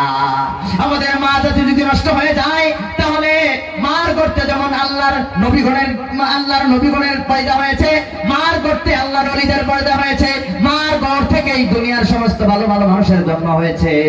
আবার এই মাকে শিক্ষা না দেওয়ার কারণে এই মার গর্তেই আবার আপনার কুখ্যাত সন্ত্রাসী ফেরাউনের জন্ম হয়েছিল, হামানের জন্ম মার গর্তে হয়েছিল, এই আবু লাহাবের জন্ম মার গর্তে হয়েছিল। পৃথিবীর বর্তমান যত কুখ্যাত সন্ত্রাসী যারা রয়েছে সমস্ত সন্ত্রাসীরা কিন্তু মার গর্তেই হয়। এই জন্য মেরে যদি আপনি সংশোধন না করেন, জীবনেও কোনোদিন সমাজে কোনোদিন ভালো মানুষ পাবে না। এই জন্য আমি বলি আপনাদের মেয়েদেরকে আপনারা সংশোধন করেন, ছোট সময় থেকে তাদের পর্দার মধ্যে রাখেন। আল্লাহর কসম করে বলতেছি, পর্দায় মেয়েদের ইজ্জত বাড়ে, বেপর্দায় মেয়েদের ইজ্জত পানি হয়ে যায়। পর্দায় মানুষের সমাজের সম্মান বৃদ্ধি হয়, বেপর্দায় সমাজের মানুষের নাক কান কাটা যায়। কথা বলেন ঠিক কিনা? আপনার ঘরের পাশে একটা মেয়ে যদি ভাগ্যা যায়, তাহলে খালি শুধু তার মা বাবার সম্মান লাঘব হবে এমন না, আপনাদের গোটা গ্রামটার বদনাম হবে। কথা বলেন ঠিক কিনা? বলবে অমুক জায়গার অমুক খাটুয়ালের একটা মেয়ে ভাগিয়ে গেছে গা, এক ঘর থেকে গেছে, কিন্তু বদনাম হবে গোটা খাটুয়ালবাসীর। কথা বলেন ঠিক কিনা? এই মেয়েদেরকে শিক্ষিত করতে হবে। রাসূল বলে, আদ-দুনিয়া কুল্লুহা মাতা ওয়া খায়রুল মাতা'আল মারাতু সালিহা। সারা দুনিয়া একটা বস্তু, আর সব চাইতে ভালো বস্তু হইল একজন ভালো মহিলা।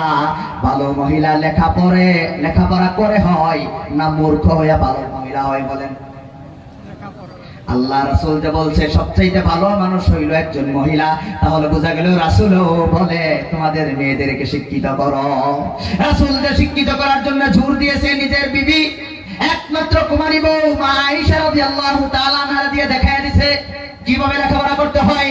মা আয়েশা রাদিয়াল্লাহু তাআলা আনহা 2210টা হাদিস রওয়ায়াত করেছে, 6 লক্ষ হাদিস মুখস্থ ছিল, গণিতের জ্ঞান অনেক ছিল, কত কবিতা জানতো তার কোনো হিসাব নাই। যেই বেলায় সময় পাইতো মা আয়েশা খালি লেখাপড়া করতো। আপনাদের মেয়েদেরকে এমন ভাবে লেখাপড়া করান, কিন্তু বেপরদা হয়ে স্কুলে গেলে সে কিতাব দেখবে না, খালি কারে দেখবে আপনারাই জানেন।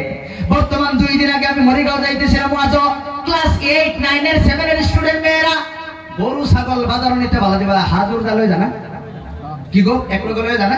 ঠিক এইভাবে মুসলমান মেয়েরা মরিগাঁও মুইরাবাড়ি আর লাহোরিঘাটের ভিতরে মুসলমান এলাকা না, এই এলাকার মধ্যে দেখলাম এই রাস্তার মধ্যে মেইন রুট, এই যে হাঞ্জুর মেয়েরা গরু ছাগলের মতো যাইতেছে, এই যে হরেন পারতেছে ড্রাইভারে হুনেই না, হেন্ডি মেনে গিয়ে হাইরা লাস্টিকে এইবার গাড়ো ধরে যাইতে 2-3টা ফালায়া বাদে গাড়ি নিছে, তাহলে হুশ নাই।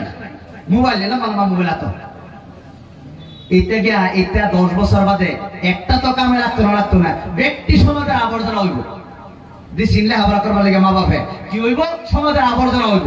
এরা বড় হইয়া নিজের ফুলা মানলে এবিসিডিটাই কই দিবার কথা। এইগুলো লেখাপড়া না। হায়দ্রাবাদ দেখছি উচ্চ শিক্ষিতা মেয়েরা মেডিকেল ইঞ্জিনিয়ারিং এ পড়তেছে 100% বোরকার ভিত্তিতে। Cotton university, Dibrugarh university, Guwahati ইউনিভার্সিটিতে বোরকা বিন্দা মেয়েরা যায়। আর তোমার এই ব্লকের ভিতরে হাই স্কুল 100% মুসলমান, এই নেট করুনি লইয়া যায়। কি লেখাপড়া হইতেছে। যুবক যুবতীরা যাওয়ার লগে লগে তার মাথা গরম হইয়া একবার মাথার পানি পাওয়া পরে কিতাবও চাইব, কুম্বালা চাইব তার কিতাব। এত লেখাপড়া করতেছে, একটা ইংলিশ পড়াবে লেগে একজন মানুষ বিরসাই সারাদিন বিরসাই হাফানি হয়ে যাব, একটা শিক্ষক পেতেন না, একটা লেকচার টিচার পাওয়া যায় না, পড়ার অভাব নাই। এই যে পড়া পড়তেছে একটাও কামে লাগে না, সরকারি চাকরি আইলে সব টাকা আমার একটাও নেই। লেখাপড়া করাইতো যদি তার ফলাফল থাকে, তা না লেখাপড়া আরো করাইতা, ফলাফল নাই, পয়সাও খরচ। এটা কি জ্ঞানের কাম নাকি মূর্খামির কাম? টেহা পয়সা মানুষের ফালাই, যেই ব্যবসার মধ্যে মানুষের লস এই ব্যবসা মানুষ করে না, কানও ধরে ছেড়ে দেয়, কানও ধরে ছাড়ে। তাহলে যেই লেখাপড়া করাইতেছি ভাই যাইতেছে না, তাহলে এটা তো কারো ধরে ছাড়লে হইতো না, কানও আরো ভালো করে প্রতিজ্ঞা করে লাগবো যখন থেকে ভালো করে ফল। কি কথা ঠিক না ঠিক? আমার এবং আপনাদের ছেলে এবং মেয়েরা তাদেরকে আমরা লেখাপড়া করাইতেছি। যাই হোক সম্মানিত ভাইয়েরা, আমি একটা কথা আপনাদেরকে বলে যাই, যারা এখানে বসে আছেন গার্জিয়ান যারা আছেন, আমরা বড় কষ্ট করে করেছি, তার বাড়ি মাদ্রাসাটা ওইদিকে না, এই তারাবাড়ি 2007 2008-এর মধ্যে আমি এই জায়গার মধ্যে 6 মাস আমি পড়েছিলাম। কি পরিমাণ কষ্ট করে মাদ্রাসার মধ্যে পড়েছি। আওয়ার সময় 120 টাকা 130 টাকা গাড়ি ভাড়াটা লয়ে আসছি, আর কোনো পয়সা নাই। বাবা সারা জীবন মাটি কাটিয়া আমার লেখাপড়া করাইছে, এখন পর্যন্ত পড়তেছি। আপনারা শুনছেন যে আমার ছোট ভাই জিএমসি এর মধ্যে এমবিবিএস করে এখন এমএস করতেছে গাইনোকোলজিস্ট এর মধ্যে 3 বছরের মধ্যে 1 বছর কোর্স কমপ্লিট হয়েছে, 2 বছর আছে। ভাইটা যেই সময় গুয়াহাটি কোচিং করে 6 মাসের মধ্যে একটা সাবান দিয়ে গোসল করতে পারে নাই, তেল লাগাইতে পারে নাই। মাটি যেইটুকু আছেন বিক্রি করে তার কোচিং এর ফিস আর ফিজের ফিস দেওয়া হয়েছে। এমন কষ্ট করে আমরা লেখাপড়া করছি, জীবনেও কোনোদিন কোনো কিছু অন্য কোনো অসুবিধা হয় নাই। মা বাবা সাপোর্ট করছে, হালাল পয়সা ইনকাম করে আমাদেরকে দিছে, আমরা লেখাপড়া করছি। আজকাল অনেক গার্জিয়ানের টাকা পয়সা হারাম হওয়ার কারণে ছেলে মেয়েরা লেখাপড়া তার মনোযোগ দেয় না। সুদ খায় এই পয়সা দিয়ে তুমি লেখাপড়া করাইবা, এই সুদের এই মানে অভিশাপে আল্লাহ রাসূলের লানতের এই পয়সা দিয়া ছেলে মেয়ে কোনোদিন মানুষ হওয়া যায় না। হারাম পয়সা দিয়ে আল্লাহর কসম করে বলতেছি, কেউ যদি স্বপ্ন দেখছো যে এই হারাম পয়সা দিয়া আমার ছেলেরে টিসিএসপি বানাইবা, আল্লাহর কসম কোনোদিন তুমি বানাইতে পারবা না। তুমি গিয়া দেখো আমাদের হিন্দু ভাই যারা আছে, যারা লেখাপড়া করায়, তারাও গিয়া দেখো, তারাও হক পথে ভালো করে থাকতে তারা চায়, তারাও আল্লাহরে ডরায়, সৃষ্টিকর্তারে তারাও ডরায় যে বেহক তারা পয়সা দিয়ে ছেলে মেয়ের কাছে লাগায়, এইটা মনে ভবিষ্যতে বরবাদ হবে, এইটা তারাও জানে। কিন্তু আমরা মুসলমান হয়ে আমরা বুঝি না। আমরা ভাবি খালি ওই ভালো স্কুলে দিলেই হইল, কিন্তু ভালো স্কুলে দিয়ে আয়া লাস্টে মানুষ হইব দূরের কথা খার হইয়া মুখে বাপের আদর করবো দূরের কথা ধাক্কা মেরা ফেলাইয়া দেয়। কথা বলেন ঠিক কিনা? কারণ তুমি যে মানুষের ঠকাইছো, মানুষের হক তুমি নষ্ট করছো, এই জন্যই তোমার ছেলে মেয়ে তোমাদের হক জীবনেও কোনো দিবে না। এই জন্য আমার বন্ধুরা, জীবন যাই বা থাকুক লাগে ভিক্ষা করে খাবেন, ঠেলা চালায় রিক্সা চালায় খাবেন, আল্লাহ কি ওয়াস্তে হালাল পয়সা ইনকাম করে যদি আপনার ছেলে মেয়ের দেন। বাবা দেখো কত কষ্ট করে তোমার 200 টাকা দিয়ে একটা কিতাব কিনে দিয়েছি, একটা ব্যাগ কিনে দিয়েছি, তোমার ইউনিফর্ম গুলা বানিয়ে দিয়েছি, আমার শরীরের মধ্যে কাপড় গুলা ছিঁড়া তোমার সুন্দর করে বানিয়ে দিয়েছি। বাবা রে, স্কুলে গিয়ে একটু ভালো করে মনোযোগ দিয়ে পড়িও, বাবা মাদ্রাসা গিয়া ভালো করে আলিম হওয়ার জন্য তুমি পড়িও। এখন তো স্কুলের কথা কি বলবো, মাদ্রাসা গিয়েও অনেক ছেলে মেয়েরা এখন লেখাপড়া করতে চায় না। মাদ্রাসার পরিবেশটা যেই জায়গায় অনেক শান্তি ছিল, এখন হুজুররাও এইগুলার লইয়া মাথা খারাপ। কারণ 1 মাস পড়ায় দেয় ঠিক বাড়িতে এইটা লইয়া বাদে আবার মাদ্রাসা দেওয়ার সামনে 1 মাস যে পড়ায় একটা সুযোগ আনছিল, বাদে গে হেরা সবটাই হয়ে যায়। কয়েকদিন এইভাবে ঘুরে পাগলের মতো মদ খেয়ে দিবা ঘুরে, বাড়ি তাইলেই নষ্ট। এতটুক পরিবেশ খারাপ হয়েছে বাড়ি, ঘরে পরিবেশ নাই। কিতাবের মধ্যে টেবিলের মধ্যে দেখবেন কিতাবও আছে, মোবাইলও আছে। ফার্স্টে গে হাইরা যে ছাত্র তার উচিত হইলে ফার্স্টে গে কিতাব কিনে লই একটা সমা দিত, কিন্তু কিতাব সমা দিব দূরের কিতাব ফার্স্টে এটা লই হাই যাই সমা নিয়ে আরম্ভ কিতাব রে না। আমার মনে করি অনেক মেয়েরা কলেজে যায়, যে কিতাব পিছে লয়ে যায় 1-2টা, আবার এই কাপড় লয়ে যায় বেলে কাপড় লয়ে যায়, ইউনিফর্ম চেঞ্জ কইরা সেরান লগা ঘুরে দুবার দেওয়া ফাটা আবার উঠালো। আর নিজে চোখে দেখছি জুরিয়া তো তাদের অভিজ্ঞ বেশি দূর আমি না, নিজে দেখছি। আর ইউনিভার্সিটি থরি তো দৃশ্য দেখা যায়, একটু ব্যাগটা চেঞ্জ করে চেক করে দেখুন যে ব্যাগের মধ্যে কিতাব লয়ে যা না জিন্স প্যান্ট লয়ে যায়, একটু দেখুন যে কোনো সময় খালি 4 আড্ডা দিয়া ছেলে বড় মানুষ হয়ে যাব, সিভিল সার্ভিসের মধ্যে সিট পাইবো, মেডিকেলও সিট পাইবো, বড় আলিম হয়ে যাইব, সম্ভব না। শয়তানে আপনাদের থেকে আরো বড় ট্যালেন্ট বেশি, তাদের অনেক বেশি ট্যালেন্ট। শয়তানে কিভাবে ছেলে মেয়ে নষ্ট করতে লাগে এটা তারা জানে, কিন্তু ঠিক জানে না গো। এই জন্য সম্মানিত ভাইরা, 2টা পাও ওদের অনুরোধ করি, জীবনে যেদিন আপনি এই জন্যই লাশ একটা হাদিস কই আমি শেষ করে দিতেছি, দুনিয়ার মধ্যে আমরা চিরকাল থাকবো না, এটা ঠিক কথা বলেন ঠিক কিনা? কিন্তু আল্লাহ রাসূল সাল্লাল্লাহু আলাইহি সাল্লাম বলে গিয়েছেন, আমার উম্মতেরা রে, তোমাদের জন্য একটা হাদিস আমি বলিয়া যাই, তোমরা যদি হাদিসের যদি প্রতি আমল করো তোমরা মরে যাইবা ঠিক, কিন্তু না মরিয়াও তোমরা অমর হয়ে থাকবা। আমরা কে কে অমর হয়ে থাকতে চাই? একটু হাতটা তুলে দেখান ভাইয়েরা আমার। আপনারা হলেন রিয়েল হিরো, আল্লাহ তুমি কবুল করো। অনেক মানুষ চলে গিয়েছে কিন্তু আপনারা জান নাই। বুঝা গেল বন্ধুরা আমার, আসল আর নকল একটা কথা আছে, কথা বলেন ঠিক কিনা? আসলটা মজবুত হয়, নকলগুলা দুর্বল হয়। যারা চলে গিয়েছে আমি বলি মুসাফিরের দোয়া কবুল হয়। আপনারা বসে আছেন দোয়ার জন্য, কেউ গেছেন না। এই জন্য আমি বলতে চাই বন্ধুরা আমার, শেষমেশ একটা কথা বলতে চাই, আমরা একদিন থাকবো না, হারিয়ে যাব একই দিন, আমি রব না এ ভুবনে চিরদিন। কেউ আমরা থাকবো না, হঠাৎ করে একদিন দেখবেন আপনার মৃত্যুর খবর চলে এসেছে। সেই কাপড় দিয়ে আপনার কাফন দাফন করা হবে, ওই কাপড়টা হয়তো কোম্পানির মধ্যে বনিয়া আপনাদের লোকাল বাজারের দোকানের মধ্যে চলে এসেছে। আপনারা হয়তো জানেনই না যে এই সাবুনটা দিয়া জীবনের শেষ গোসলটা নিতে দিতে পারবেন না। মানুষে যেই সাবুনটা দিয়ে আপনারে গোসল দিবে, ওই সাবুনটা হয়তো কোম্পানির মধ্যে বনিয়া প্যাকেট হয়ে দোকানের মধ্যে চলে এসেছে। যেই জায়গার মধ্যে আপনার কবর দেওয়া হবে, কবরটাও ঠিক নির্দিষ্ট জায়গার মধ্যেই আছে। এখন এই জায়গা আপনি জানেন না। এই জায়গা কবরের মধ্যে যেই বাঁশ দিয়ে আপনার খাটকি দেওয়া হবে ভাইয়ারা, সেই বাঁশগুলা হয়তো পুরোট হয়ে দাঁড়িয়ে আছে। যেই কোদাল দেয়া, যেই দা দিয়ে কোদাল দিয়া, যেই খুন্তি দিয়ে আপনার কবরটা খনন করা হবে, এই সমস্ত হাতিয়ার হয়তো মজুদ আছে, কিন্তু আমি আর আপনি জানি না।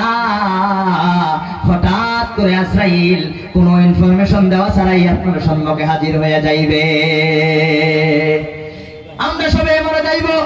মরে গেলে আর ওয়াজের মধ্যে যাইতে পারবেন না, মসজিদেও নামাজের মধ্যে যাইতে পারবেন না, আল্লাহ আল্লাহ তাসবিহ করতে পারবেন না, কোনো কিছুই করতে পারবেন না। যে গুনাহ করতেন গুনাহ থেকে আর বাঁচতেও পারবেন না।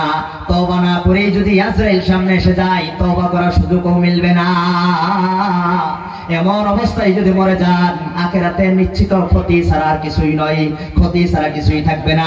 কিন্তু আল্লাহ বড় দয়ালু, আল্লাহ রহমান, আল্লাহ রহিম, নবী আমাদের জানায় গেছে। কিন্তু তোমরা যদি তিনটা কাজ যদি তোমরা করো, ইযা মাতাল ইনসানু ইনকাতা আনহু আমালুহু ইল্লা মিন সালাস, মানুষ মরে গেলে সব আমল বন্ধ হয়ে যায়। কারণ কি? মানুষ মরে গেলে আর মসজিদে যাইতে পারবে না, সওয়াব নাই। নামাজ পড়তে পারবে না, সওয়াব নাই। দান খয়রাত করতে পারবে না, সওয়াব নাই। ভালো পরামর্শ দিতে পারবে না, সওয়াব নাই। নিজের স্ত্রীরে খাওয়াইতে পারবে না, সওয়াব নাই। কথা বলেন ঠিক কিনা?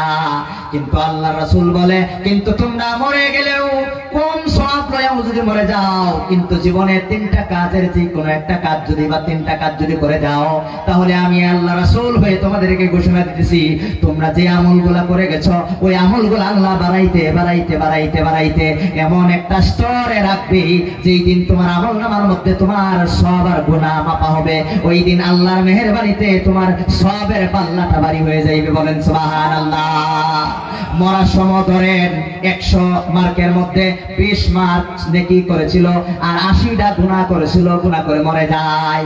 কিন্তু 20টা যেই নেকি করেছিল, এই 20টা নেকির মধ্যে এই তিনটা ক্যাটাগরির একটা যদি হয়ে যায়, আল্লাহ এটারে বাড়াইতে থাকবে, বাড়াইতে বাড়াইতে বাড়াইতে বাড়াইতে আল্লাহ তাআলা বলে, ওয়ালা নাজিজিয়ান্নাহুম আজরাহুম বিআহসানি মা কানু ইয়ামালুন। তোমরা যা একটু ছোটগুলা করে আসলা, একবারে কম এবারে যারা করিয়া তোমরা কবরের মধ্যে এসেছো, কিন্তু ছোট কাম করলেও আমি এইটারে তোমাদের যে কাজ করেছিলা তার থেকে উত্তম তরিকায় এটা বাড়াইতে বাড়াইতে বাড়াইতে বাড়াইতে তোমরা যা করছো তার থেকে অনেক গুণ, কোটি গুণ বেশি আমি দিয়ে দিব। বলেন সুবহানাল্লাহ। আমরা ধরেন 20টা নেকি করে গেছি, এই 20টা নেকির মধ্যে এই যে তিনটা কথা, এক নম্বর হলো সাদাকাতুন জারিয়া। এমন জায়গায় আপনার গুনাহ বেশি, কিন্তু এমন জায়গার মধ্যে আপনি দান করে গেছেন, রাস্তা বানায় হয়ে গেছেন, রাস্তা দিয়া যত মানুষ যাবে, যত জানোয়ার যাবে, যত পোক পতঙ্গ যাবে, যত মানুষ এই রাস্তার মধ্যে দিয়ে যাইবে, এক একটা মানুষের কদমের বদলা আল্লাহ তাআলা আপনার কবরের মধ্যে সওয়াব দিতে থাকবে। বলেন সুবহানাল্লাহ। একটা গাছ আপনি লাগিয়ে মরে গেলেন, গাছটা যতদিন থাকবে, গাছটা যতটুকু বড় হবে, যত সেমাই গাছের তলে যারা বসবে, এই গাছে যত অক্সিজেন প্রডিউস করবে, যত মানুষ অক্সিজেন টানবে, যত জীব জানোয়ার অক্সিজেন টানবে, এই গাছের মধ্যে যত ফল হবে, এই ফলগুলো যত মানুষে খাইবে, এই গাছের মধ্যে কাঠ হইলে কাঠ যেই কাজের মধ্যে ব্যবহার হইবে, খড়ি হইলে খড়ি ভাত রান দিয়ে আপনারা যে খাইবেন, যা কিছু করবেন, এই গাছের একটা গুটা একটা পাখি নিয়ে আর এক জায়গায় ফেলাইলে আর একটা গাছ হইলো। এমন ভাবে গাছের বিস্তার হইলো, গাছের একবারে প্রসারতা আরম্ভ করলো। মনে রাখবেন, আপনি মরে গেছেন কিন্তু এই গাছটা লাগায় দেওয়ার কারণে কিয়ামত পর্যন্ত তার সওয়াব আল্লাহ তাআলা দিতে থাকবে। বলেন সুবহানাল্লাহ। কিয়ামত পর্যন্ত বাঁচবেন না কেউ, এটা সঠিক, কিন্তু সব পাইতে থাকবেন। আল্লাহ দয়ালু, আল্লাহ এই ব্যবস্থা করে দিয়েছে। আপনি ধরেন একটা মসজিদ, একটা মাদ্রাসা যদি আপনি বানায় থেকে যান, এই মাদ্রাসার মধ্যে যত মানুষ, যতদিন উলামায়ে কেরাম হবে, যত আলিম হবে, যত হাফিজ হবে, কিয়ামতের দিন যদি আপনি যদি কোনো পেরেশানির মধ্যে পড়ে যান, হাদিসের মধ্যে আসছে আও মুহিব্বান, যারা আলিমরে মহব্বত করে তাদেরকে আল্লাহ তাআলা এই লাশ কিয়ামতের দিনে আল্লাহ তাআলা আলিম হাফিজের সুপারিশের মাধ্যমে তাদেরকে আল্লাহ তাআলা ক্ষমা করে দিবে। বলেন সুবহানাল্লাহ। সম্মানিত ভাইরা, আপনি এই যে আপনাদের মসজিদে জিদ্দাতুল কি মসজিদের নাম কি আছে? হ্যাঁ, জিদ্দাতুল হক পাঞ্জাগানা, যে মসজিদটা বন্ধুরা আমার একটা ভবিষ্যৎবাণী করে যাই। আমি ভবিষ্যৎবাণী আমি করতেছি না, কিন্তু একটা ধারণা রাখতেছি। প্রথমে সব মসজিদেই কিন্তু পাঞ্জাগানা হয়, বাদে আস্তে আস্তে ওইটা জামে মসজিদে পরিণত হয়ে যায়, ঠিক না গো? ইনশাআল্লাহ মানুষ যখন বাড়বে, মসজিদের প্রয়োজন যখন হবে, তখন আপনাদের এই মসজিদটাও, এই পাঞ্জাখানাটাও একদিন জামে মসজিদ হবে। ওই জায়গার মধ্যে জুম্মার নামাজ হবে, কথা বলেন ঠিক কিনা? 5 ওয়াক্ত নামাজ হবে। ওই যে এই মসজিদটা পাঞ্জাখানা, যে এই মসজিদটা, এই মসজিদের অনেক অভাব আছে না নাই? ধরেন বন্ধুরা আমার, এই মসজিদটা যদি কোনো দয়ালু কোনো মানুষে যদি আস্তে আস্তে করে যে যেরকম পারে যদি সহায় করে যদি বানাতে যায়, আপনি কিয়ামত পর্যন্ত থাকবেন না, কিন্তু মসজিদ তো কিন্তু দাঁড়িয়ে থাকবে কিয়ামত পর্যন্ত, কথা বলেন ঠিক কিনা? আপনি চিরকাল থাকবেন না এই মসজিদের মধ্যে। আপনি বানানোর উপরে আপনার ধরুন 100 টাকা, 200 টাকা, 1000, 2000, 20,000 টাকা যাই লাগছে, এই মসজিদের মধ্যে জীবনে আপনি যা কিছু দান করেছেন, এই দান করার কারণে বন্ধুরা আমার কবরের মধ্যে থাকবা ঠিক, কিন্তু এই মসজিদের মধ্যে যত মানুষ গিয়ে নামাজ পড়বে, যত মানুষ গিয়ে আল্লাহ আল্লাহ করবে, যত জায়গা থেকে মসজিদের মধ্যে তাবলীগের জামাত যত আসবে, মসজিদের মধ্যে যত মানুষ আসবে, কিয়ামত পর্যন্ত একটা মানুষ এসেও যদি নামাজ পড়ে, তার একটা সওয়াব, তুমি তো নামাজ পড়তে পারবা না, কিন্তু ওই সওয়াবের, ওই নামাজের একটা অংশ আল্লাহ তাআলা তোমার কবরের মধ্যে দিয়ে দিবে। বলেন সুবহানাল্লাহ। ঠিক বন্ধুরা আমার, এই জন্যই মসজিদ মাদ্রাসা রাসূল বলে, হাদিসের মধ্যে এসেছে, যার দিল মসজিদের দিকে থাকে, যেই দিল মসজিদের দিকে থাকে, মসজিদে যায়, বাড়িতে আসার পরে আবার মসজিদের দিকে যাইতে চায়, কিয়ামতের দিন আল্লাহ তাআলা 7 প্রকারের মানুষকে আল্লাহ তাআলা আরশের ছায়ার তলে জায়গা দিবে। তার মধ্যে এক প্রকারের মানুষ হইল যারা মসজিদের মধ্যে দিল লাগায়া মসজিদে বানায়, মসজিদে নামাজ পড়ে, মসজিদের সম্পর্ক যারা থাকে, তাদেরকে আল্লাহ তাআলা ওই দিন আল্লাহ তাআলা 14 লাখ ডিগ্রি সেলসিয়াস উত্তাপ থেকে বাঁচায়া এয়ার কন্ডিশন ভিআইপি গ্যালারির মধ্যে জায়গা দিবে। বলেন সুবহানাল্লাহ। আল্লাহ রাসূল বলে যে দুনিয়ার মধ্যে কেউ যদি মান বানা লিল্লাহি মাসজিদান বানাল্লাহু লাহু বাইতান ফিল জান্নাহ, দুনিয়ার মধ্যে যদি কোনো এক বান্দা বা কোনো বান্দিরা, গরিব মানুষ, কিন্তু তারা কোনো কিছু করতে পারে নাই, কিন্তু কষ্ট করে একটা ছোট ঘর, আল্লাহর ঘর বা একটা বড় ঘর, একটা মসজিদ কেউ যদি বানায় যায়, আল্লাহ রাব্বুল আলামিন জান্নাতের মধ্যে তার জন্য একটা ঘর বানায় দেয়। বলেন সুবহানাল্লাহ।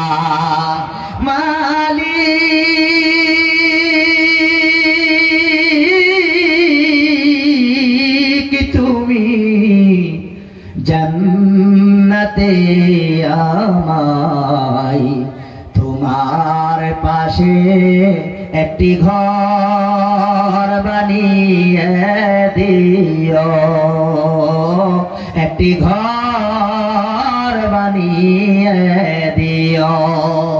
সে বিভীষিকাময় কঠিন দিনে তোমার প্রতিবেশী মোরে করে নিও, মালিক তুমি জান্নাতে আমায় তোমার পাশে একটি ঘর বানিয়ে দিও। সবাই বলুন আল্লাহুম্মা আমিন। আসিয়া ফেরাউনের স্ত্রী দোয়া করেছিল, রব্বি বিনিলি বাইতান ফিল জান্নাহ, আল্লাহ তুমি আমার জান্নাতে একটা ঘর বানিয়ে দিও, দোয়া করেছিল।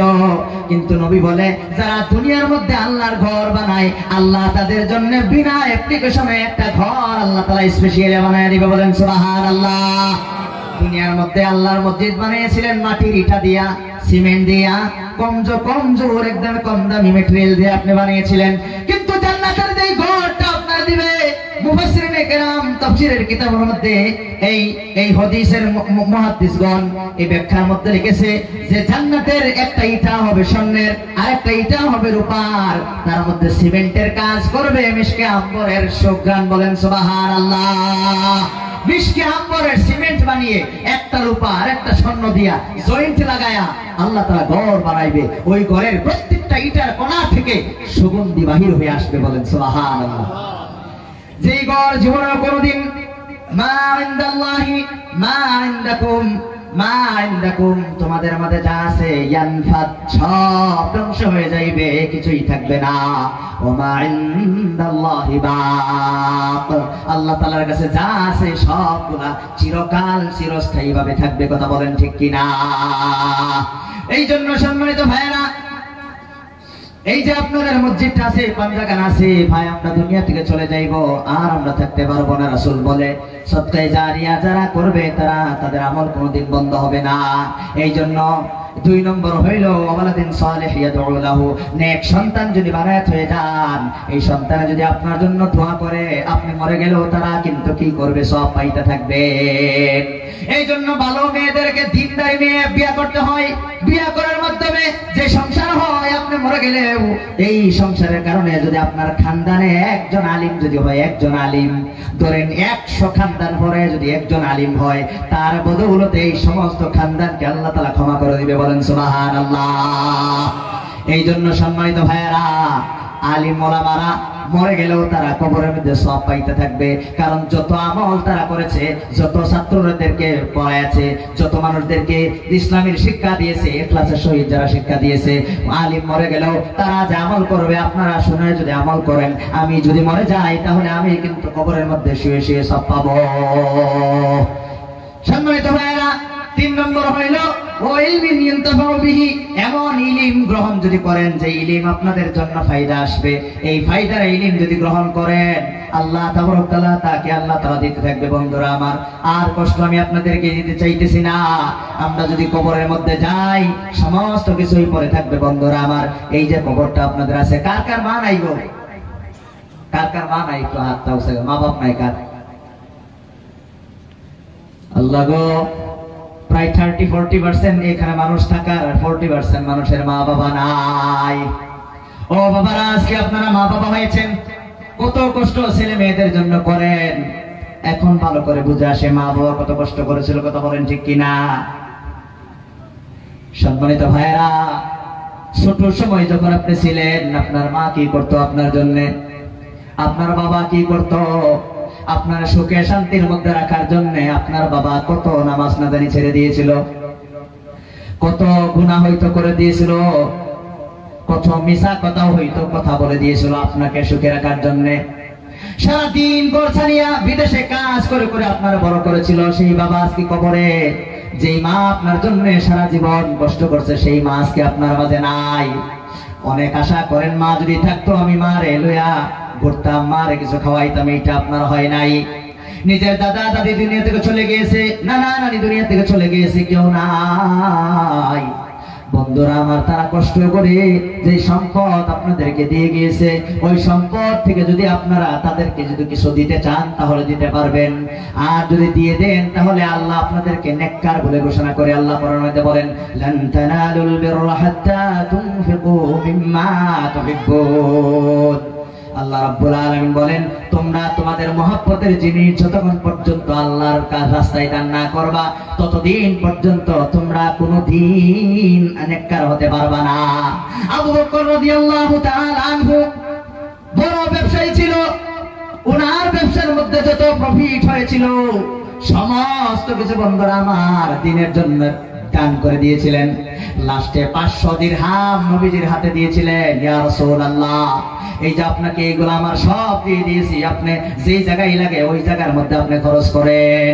এই জন্য রাসূল বলেছিল, ইসলামের মাঝে সবচাইতে বেশি যার টাকা পয়সায় কাজ হয়েছে, সবচাইতে বেশি যার জন্য ইসলাম সম্মানিত হয়েছে, তার মাঝে সর্বপ্রথম সবচেয়ে বড় জন হইল আবু বকর।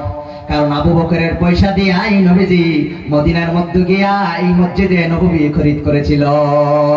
মসজিদে নববী যে মদিনার যে মসজিদ, এই মসজিদ দুইজন ইহুদি ছোট ছোট ইতিম বাচ্চার কাছ থেকে আল্লাহ রাসূল আবু বকরের পয়সা দিয়া মসজিদটা খরিদ করেছিল। আজকে যত মানুষ, লক্ষ লক্ষ মানুষ এই জায়গার মধ্যে নামাজ পড়ে, আমার আপনাদের কলিজার টুকরা আমাদের বড় ভাই সেই আবু বকর রাদিয়াল্লাহু তাআলা আনহু কবরে শুয়া শুয়া মনে করে হাসতে, যে কথা বলেন ঠিক কিনা? কোটি কোটি মানুষ আজকে মসজিদে নববীতে নামাজ পড়ে, একটা নামাজের মধ্যেও কোনোদিন কোনো খালি জায়গা নাই, তাহাজ্জুদের সময় খালি জায়গা নাই, কোনো সময় খালি জায়গা নাই। আজকে যে সমস্ত সাহাবীদের পয়সা দিয়া এই মসজিদে নববীর মাটি কিনিয়া মসজিদ বানাইছিল, তারা কিয়ামতের দিন কি পরিমাণ সওয়াব পাইবে, আর এই সওয়াবের বদলা কি পরিমাণ সুন্দর জান্নাত পাইবে চিন্তা করেন। আমরা তো আর মসজিদে নববী এখন বানাইতে পারবো না, আমরা তো আর মসজিদে আকসা বানাইতে পারবো না, আমরা তো আর মসজিদে হারাম বানাইতে পারবো না, আমাদের হাতে তো ওই ক্ষমতা নাই। কিন্তু আল্লাহ তাআলা নবীর মাধ্যমে ঘোষণা করে দিয়েছে, ও আমার বান্দারা রে, তোমাদেরকে আমি ঠগাইব না।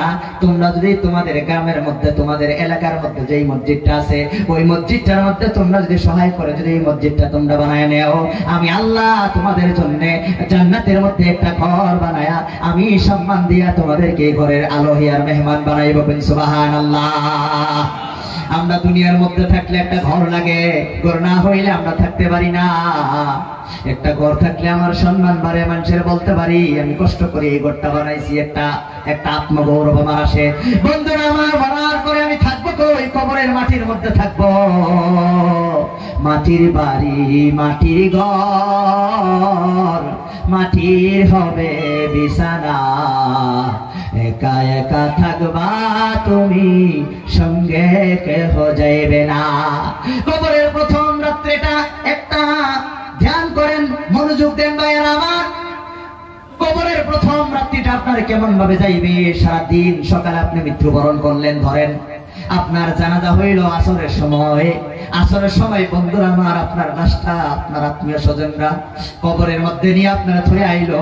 থোয়ার পরে এই লাশটা যখন থয়ে আপনার উপরে খাটকি দিয়া, আপনার মাটি দিয়া চাপা দিয়া, মাটি দিয়ে আপনাকে কাফন দাফন করে সম্পূর্ণ করে দিল। ভাইয়েরা আমার, ওই রাতের মধ্যে রাসূল বলে, মানুষ মরে গেলে তার সাথে 3টা জিনিস যায়, 2টা জিনিস রিটার্ন হয়ে আসে, একটা জিনিস খালি বাকি থাকে। বন্ধুরা আমার, 2টা জিনিস রিটার্ন হয়ে যায়, তার মধ্যে একটা হলো সম্পদ, তার কাছে যায় না, আর আত্মীয় স্বজন তারা এই কবরের মধ্যে ফেলায় আবার রিটার্ন হয়ে আসে। একমাত্র সারা জীবন যত ভালো আমল করছে ওই আমলটাই তার সাথে থেকে যায়।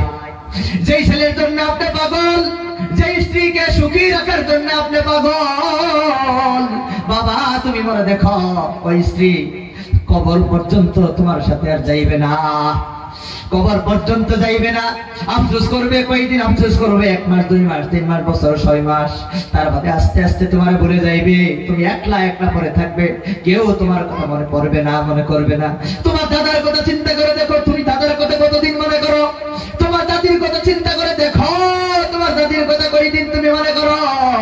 না না না, এত আদর তোমারে করতো, না না না তোমার মাথা আথায় দিত, না না না তোমার কিছু খাইতে দিত, নানি না তোমার জন্য কত আদর করে কত কিছু মনের মধ্যে লয়ে আসতো। সেই নানি আজকে মারা গেছে, কবরের মধ্যে আছে, সেই নানির কথা কতবার তুমি মনে করো? কত তুমি তো বিশ্বাস করো না, মনে করো না।